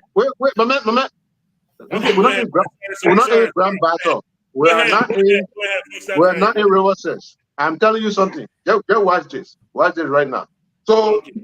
when you say, "Oh, John, we have flew this, John, we have flew this," but let me ask you one question, Mr. Kimmer. You know to play politics with it, and I will talk just like I'm from what side, which I know I'm from. Let me tell you this. I thought you were from Bassa again. My man, you can't catch me. You I can see. never find me Yeah, you can't because catch you Freetown can't see people. me I know coming. Freetown Bobo, you can't catch you. Go ahead. And also from there too. But listen again. You see, you guys say Joseph Boakai just up and went to Ghana. And there were this thing all around that Joe Boakai just went to Ghana with all the Ghanaian government knowledge. Man, that's not common sense back. If that's true you're talking, then Joseph Boakai get connection with Joseph Boakai just stood up to the phone and call the Ghana Air Force. Say, bring your airplane here now and carry to Ghana. All the Ghana government No, knowledge. that's not what we say. Oh. I gotta speak my You way. know? Yeah. So when I hear the argument, I can only be cracking up. A government national security airplane will go pick up a president. And the president for that country that sent the airplane, that president is not aware. Hey, what I'm saying? That's very brilliant of you guys. But you know, hey, let's carry out the show. Ladies and Let's talk gentlemen, about Prince Johnson Church, please. you are listening to Alio Kamarra's explanation of why the president left on a cloud. He said somebody may have known if the president just can't leave. That's the strategy they have, which is not a policy. Is to come out here every tomorrow. You call Mr. Kamarra here, he will explain differently, totally different. Mr. Namwe, we have someone just suggested maybe at this point, if Joseph Boakai really wanted to be a change man, maybe this is the time to go back to, if you were going back at all, the most important part to bring back would have been Messiah. But he never did. Well, yeah, I was reading this too, and I was wondering whether, in fact, that may not have been a good thing for this president to do. I mean, he has already brought back a number of the functionaries from the former President Johnson government. So I think Mr. Waller is onto something here, you know. But I was wondering also, you know, I'm not an economist, so. But one of the things that they do here is when, say, hardships, say some natural disaster, as in COVID or something like that, it happens. The government, they give out relief package to the citizenry, because when the people are spending money, you know, you give them $5, they will help you generate $20 in taxes. That's one of the ways you also fund the government. And these are some of the things we had hoped that this government was coming in with. You know, we haven't seen those happening. We were talking about the tax, you know, revenue base, how to, you know, one of the things that almost everyone has said is the cost of doing business in Liberia is very expensive. These are things that we would have thought that this government would have tackled right away. You know, cost of importation of a vehicle, for example, of a container. There are a lot of complaints about these things, and rightly so. We had thought that, you know, some action would have been taken along these lines by now. But what we are seeing is a 4 cent reduction on a gallon of gasoline, I guess, and 25 cents reduction on a bag of rice. And one really wonders what the impact of these things are going to be on the economy. So, you know, they're still trying to find their footing, but we continue to maintain they're taking too long to find their footing. This is very surprising and very disappointing. It is very surprising and very disappointing. Well, yeah, I want to push back on that, Mr. Nangmib, and the only reason why is because it requires a feasibility study. It requires research and analytics before you want to make certain moves. So yes, I think it would have been nice if they had the personnel in place who they wanted, but I don't think they were too sure about the victory. And since then, I think they're not even sure what kind of government they're going to have. There's so many different actors Prince Johnson, the party of Appleton, so many people, stakeholders, and clearly, the president is going to have to take hold of the reins and run this government, despite people who might not like it, who like it. I don't think they've found their true identity yet, and that's probably why we see all this delay. Yeah, and let me push back on your pushback, Jimmy. This president has been around the seat of the presidency for at least 12 years. Others say it's 18 years. No wonder you say you were in government only for 2 weeks. I see why. Okay, you know what? This FOL retiree, I don't even know why he's coming back here. But Jimmy, when this president was vice president for 12 years, when you are the leading opposition leader in the country, we know the leading opposition leader has a shadow government. You have your think tank who inform you on how to address all of these issues. This president campaigned on a platform. Where is the platform? What were the basis of these promises that they were making? No car will be stuck in the mud after 90 days or something like that. Do you really believe no car will be stuck in the mud after 90 days? I don't know. But they haven't done anything to tell us that they really understand how to run government. Have you heard of Anaka being stuck in the mud since January 22nd? It's dry season. Don't play cement. It's dry season. I don't get stuck in mud and dry season. The best Alio Kamarra is a retired Alio Kamarra from FOL. That's the best Mr. Israel, let's talk about that Prince thing, please. I think it's too funny. We got to talk about it. Ladies and gentlemen, welcome to Focus on Liberians on Point. Our last point here is not written, but it's something that is, I hate to mention this name because it's not worth it, but we have to because it's current event. It was weird to see this man called Prophet Key all over the place. Last night he said he wanted a convoy to go through neutral town so that people can see. Now we're talking about church this morning. Mr. Elvin talked to us about the church. Look, if this was another show, I would say it's my tabata the whole year, but it's hilarious. You remember during the campaign time, Prophet Key said he was running against Prince Johnson. Prince Johnson invited him to come to Liberia, saying he was cursing women and denigrating women, that the women of Lima would open their lap for him, and it would be an embarrassment and a curse unto him because of the way he was talking on social media. All of that strong talk that Prince Johnson had for the guy, he gave the guy in pulpit today, a man who is, some of us who even listened to him for 5 seconds, some of the worst insults he can ever give to women is speaking in a pulpit, to people in Prince Johnson Church. I thought it was despicable, but at the same time somewhat hilarious, because this is somebody who was so against Prophet Key, quote unquote. I think his name is what is his name? What is his real name, sir? Nabakwa, I think that's his name. Who was so against this guy, but to give him your pulpit, the most sacred place in your church, to allow him to speak. Somebody who has not repented, somebody who is still living that lifestyle. People can go to repent. You can't repent from outside. You got to go there. Are you a Prophet Key sympathizer? Are you telling me that right now on this platform? No, hell no. I'm just telling you. Okay, all right. So for me, let me just end my talk quickly so we can get another check. But I think it was, Prince Johnson Church is becoming a soap opera every week. It's something going on there that is newsworthy. But I think this one was actually a disgrace. More so, it's even funnier because the tension that was between them in the past.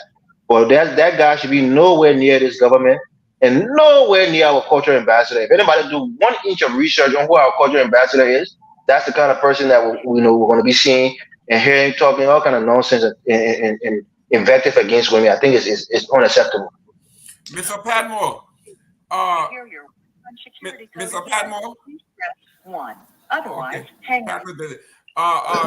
Let's go to my brother here, Mr. Nangwe. Yes, language just spoke. I don't speak yet. So my young friend, my young brother Elvis, you probably forget. Politics makes strange bedfellows. I'm not surprised that Prophet Key and Senator Johnson are now, they all form part of the Rescue Train Coalition. If I must inform you, They're all part of the Rescue Train Coalition, and Prophet is particularly antagonizing Julie Andy, who is in the post that he wants. Julie Andy has been cultural ambassador for Liberia for about 30 years now. And Prophet believed that post belongs to him, and so he's going after Julie Andy. But I must say, it is also very concerning. Senator Johnson, he is also a very astute politician. Let's give it to him.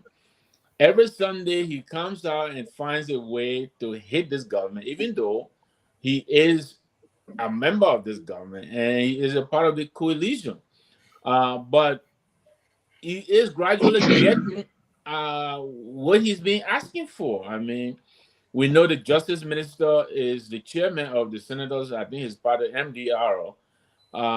So the president appointed him to the Justice Ministry, and there was, so much outcry. He didn't remove him from the government. He sent him to Ministry of Labor. So I think that is a plus to President Johnson's brand of politics. I think Prophet also wants to get in this government. And all of this agitation and carrying on, they realize either you do it through Spoon TV or you go to Senator Johnson Church and then boom, you find yourself in the government. Oh, stop it. Mr. Kamarra. Let me come in quick. Oh, yeah, Mr. Kamarra, go ahead. I wanted to clarify something about it's very important than the one you're talking about, that car business. Oh, God. No, to Brother Tao, nobody pay $500 to register any car in Liberia, even that Bentley. All right? I got 2 high-class automobiles. Oh, you're not going to do it, because I paid that. Mr. Kamarra, the money man. Mr. Kamarra, the man said he paid, you're going to say he lied? I am telling you, you're not going to pay more than $100. We not can get a high class again. Yeah, but so we are going to get a high class set. Yeah, you So take the Polaris. You take the Mercedes plate, you put it on there, that's your Mercedes. You're not going to pay more than $110 to register any car. I'm not saying truck or SUV. You talk about car. Any car in Liberia is Is that in law, or could it be special circumstances, Mr. Kamarra?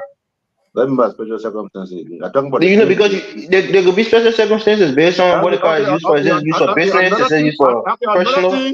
Another thing I wanted to tell you again. You don't have to register your car to the Ministry of Transport. I don't know how it works. You register your car, but you don't have to insure your car to the Ministry of Transport.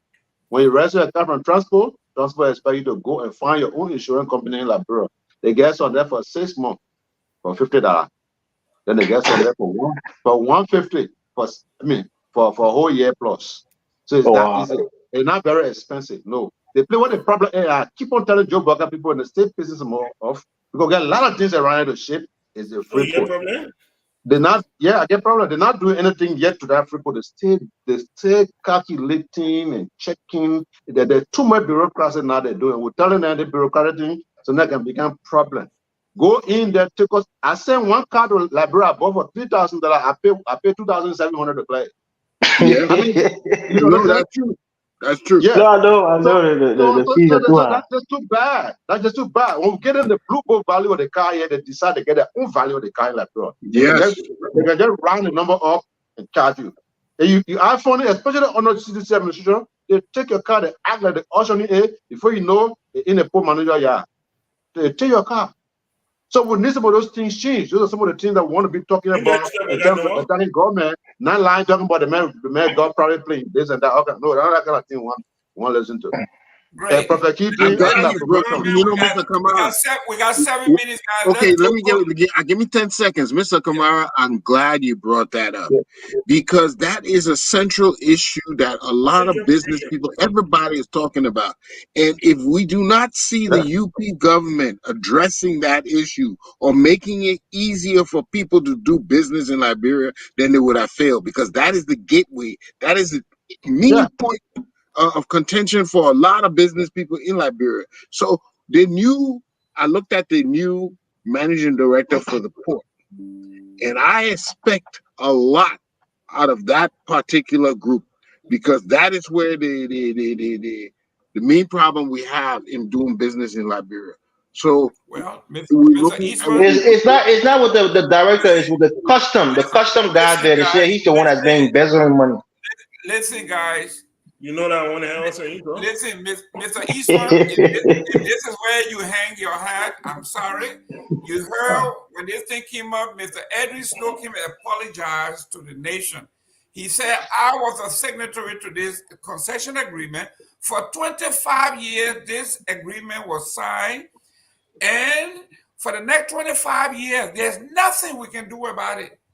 Nothing. It cannot be revised. It cannot be. You're getting it wrong. You're getting Edwin Snow's point wrong. Just because APN got contract with the government got their own duty that they put on the liberal citizens that's very high. We're not just talking about APN. We're talking about the government, the custom duty and stuff. The bulk of this thing is from the ATM terminal. Ladies and gentlemen, let's close. Mr. Taiwo, you got 1 minute, please. Let's go ahead. Yeah. So, guys, look at what happened here. The problem here, this is what I've been pointing out.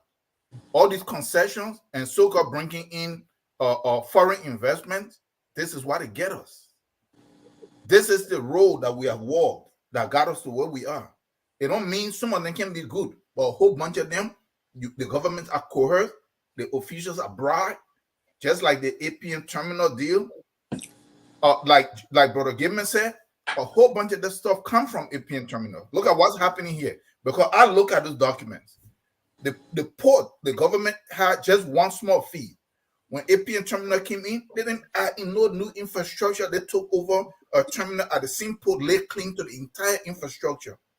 Now took away every money that was coming through that port for the government. So the same government that gave the port up came and tagged onto what APM terminal is already charging. That is where all the problem is coming from. Then the Weah government came in and decided to tax on that again for continuing charges that were already, that ship continued, they already tracked. So everybody adding on top of that area because that's the only area that people are forced to ship through to bring it to the country, and they know they can get money from out of that place. So everybody just adding. It's a monopoly.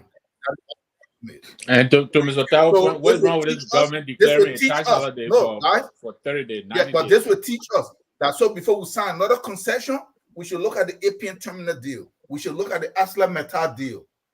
And then we should then decide, hey, how we're going to sign a new concession if we want to give a Putu Mountain or Wologisi. Hey, no, don't even call Putu Mountain, call Wologisi. Thank you very much. Ladies and gentlemen, we have 4 more minutes here. Can you please close up? Yeah, let me close quick. The problem, APN has a problem, but the Liberian government, especially under the CDC, made the problem worse. What they did was, for example, if you are a shipper and 4 or 5 of us here put our goods in your continue to ship, you pay the $10,000 to clear that continuum, but the government not satisfied. The government will open the continuum and charge on every item. I'm talking tablespoon, cup, everything inside. They're not supposed to open the continuum, but the government will open the continuum and charge and put tax on everything inside the continuum. So the government itself will making life very unbearable for its own citizens. For 6 years, people crack. Joey, I say, we're not going to listen. They didn't listen. Okay, so but listen. It started on Ellen. It started because on Ellen a ship when APM just took over. It started a ship 3, and they did that. Okay, guys, they opened it. We I didn't ship anything on Ellen, but I expected George Weah to come and take a look at it. If I George Weah added more taxes than Ellen ever did. But what I mean is, Don't we add more tax? Why are we talking about George Weah? We're talking about Boakai right now. Boakai has the ability to change it. You should rectify it. I'm just saying. Now, these are the things that we should be impressing upon the government on. No, this is your government. You impress upon them. But let me close. Don't do that. But let me close. You had an answer to the solution to the problem. Don't say we should be doing it to the government. No. No government will be perfect. There we go. Joe, we are government. That's perfect too. Go ahead. Government must be brought to book. Active players in government feet must be put on a fire, being real hot fire. because that's how human beings perform. Let me tell you, every human being is corrupt. Once there is no law, there are no rules. If we put the rules in place, people must hold people to these rules. We can't be here talking about somebody flew private jet and somebody went to Except Joseph Boakai, who you say was not corrupt for 30 years. Listen, we are running out important of time. issues. We got serious And issues. Mr. Kamarra has taken more than 5 of the 7 Ellie, minutes. Let me close quick so we can go. You can't come out here bullying it. You try to kill it. You try to We got 1 minute left to close. You try to run out the clock. Let's go, I'm continuously interrupted. Look, it's hilarious to me that Mr. Kamarra said everybody is corrupt, but when we said Joseph Boakai was corrupt, they were incensed by it. So at least now you see. No. You can't take it back now. Everybody is corrupt. Joseph Boakai included. Very corrupt. Look, I like the way things are proceeding with this government. They almost like they're learning on the job, which is an embarrassment to Joseph Boakai experience. All the years you spent in government, all the time you sat down there, Ellen So Johnson y'all cut me off and y'all get a man talking peacefully. You will not talk peacefully too. Please. All the time you sat there, Ellen Johnson, he's gonna be learning from her. Ali to finish, please. You didn't even allow me. Give me never allow me. Ali, finish. Yeah, please finish. So you don't interrupt me. But you know, but Gamer, I know he's a joker, so he can't be moved, move me. Let me tell you something. You say I brought you back here, then you say I can't move you. What kind of thing? Go ahead, Mr. Kamarra. Let me tell you something. You know, the budget added something to my question. Because Joseph Boakai people landing on the job. Can you imagine that? Let me tell you what happened. We've seen the evidence. Let me tell you what happened, and I can understand why people will be impatient. And to Brother Nangwe over there, the guy who worked for only 2 in government, let me tell you what is happening now. When you come in a government facility where there have been massive irregularities, where there have been massive misappropriation, you can't just take action. Your action might be wrong. So what you need to do speaking from the outside, you're thinking you know what to do. You sure you know what to do because you've gathered several experiences over the years. But then you come in and you go, what? And then you're like, no. This still requires steady visibility. You don't just take action in 24 days. That's my closing. Okay, let me continue my closing quickly. Come on now, no, but I didn't close. I gave the time to close. Look, I think we put fire on Mr. Kamarra fee and we put Badger in here back because he's really on fire today. Look, Joseph Boakai is corrupt, like you said, and we know that for a fact. He is showing inexperience because of the way his government is proceeding. We're saying that for a fact. So when we come on this platform and try to make the case against this government, we're not saying it, out of just ignorance. We're seeing what's going on the ground. Joseph Boakai should have learned from Ellen for 12 years. Got paid over $3 million in base salaries. You should have had all the experience and know how government works. That was one of the things that he campaigned on, that he knows this thing. He's been in the inside. He knows how it works. He saw the mistakes. He's going to rectify it when he gets there. He's making some of those same, very mistakes. He's put some of the same people back in government that led to him losing by a very wide margin against George Weah in 2017. So Joseph Boakai is proceeding like an inexperienced politician. That doctorate, it has an asterisk next to it because in politics, I don't think he even has a bachelor. Maybe he only have a bachelor in whatever he had a bachelor in since 1965. But for me, I think this is a great show. Let's all be back here next week. By the grace of God, we'll look forward to another spirited show. Thank you. I'll leave it there. Mr. Eastman. Yeah, a lot of similarities going on. Now. You got 1 minute. You're not going to beat another. Yeah, there have been a lot of similarities, and then there's small signs of differences. But what I do notice that is very different, that the VP is taking a whole new route. And I mean, he's looking like somebody who's not thinking along the same lines as his predecessors. So I look forward to see what the administration of President Coon would be. Yeah, I'm looking forward to see what the administration of President Coon would be, because he's looking like somebody who's thinking out of the box. Great. Mr. Padmore? Okay. Hey, you know what, you guys, great show as usual. Mr. Kamarra, welcome back. Your speakers will always be here. What am I see for it? Yeah, but great show, guys. Yeah, The time, I mean, we kind of walk all the time. So go ahead and close, Gaming. Great. Ladies and gentlemen, thank you very much. And I'm going to close on this here, where it says, I'm going to quote somebody that I usually don't quote. Wait, and the moderator is closing before the panelists? You're finished closing. I haven't.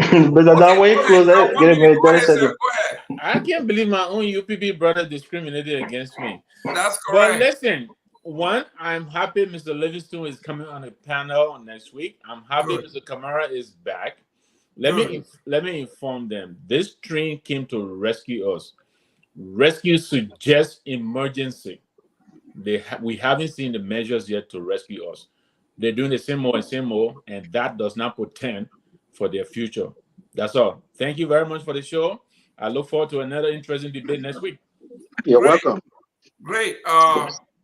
I think I'm going to co-star on this one. He said Joseph Boakai is a tribalistic, man, dead man walking with no new idea. Oh, no, he not run away again. He not run away again. Costa said Joseph Boakai has no new ideas, and I think Costa is being vindicated. He is a dead man walking. He's in hospital everywhere. He is a man who has no new idea. He said he wanted to take loan to leave a little thing for his children. So when he died, he said when he closed his eyes so they can have something. All of those objectives have been accomplished. He doesn't care what happened to the country. You can't undo that. He's president already. Next week, ladies and gentlemen, Sunday, Brother Padmore is going to be in charge. I'm going to be in Liberia. I'm going to see Joseph Boakai for my appointment. He said he was going to rescue us. I need money, I need job, and I need it yesterday. So I'm going and I will be there. Ladies and gentlemen. Send Mr. Padmore my number so you know how to send me my link. Because I won't be left out next week. Joseph Boakai, you don't need CV. You don't need CV. Safe travels, my brother. Other people carry their TV. They say, okay. So, ladies and gentlemen, as usual, we say we close the show with our show that says, we are all Liberian, whether you are here or you're not here, whether you retire and came out of retirement the same day. Prodigal son returns. We'll be here. We look forward to seeing Mr. Flobo, see how well he can discuss the issue. It's another thing to criticize, but to sit on this panel and be looking in people's face, we'll see how well he can talk. God bless. Good afternoon,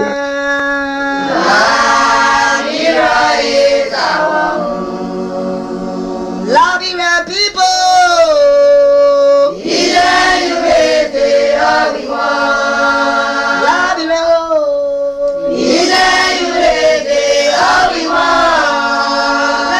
Liberia,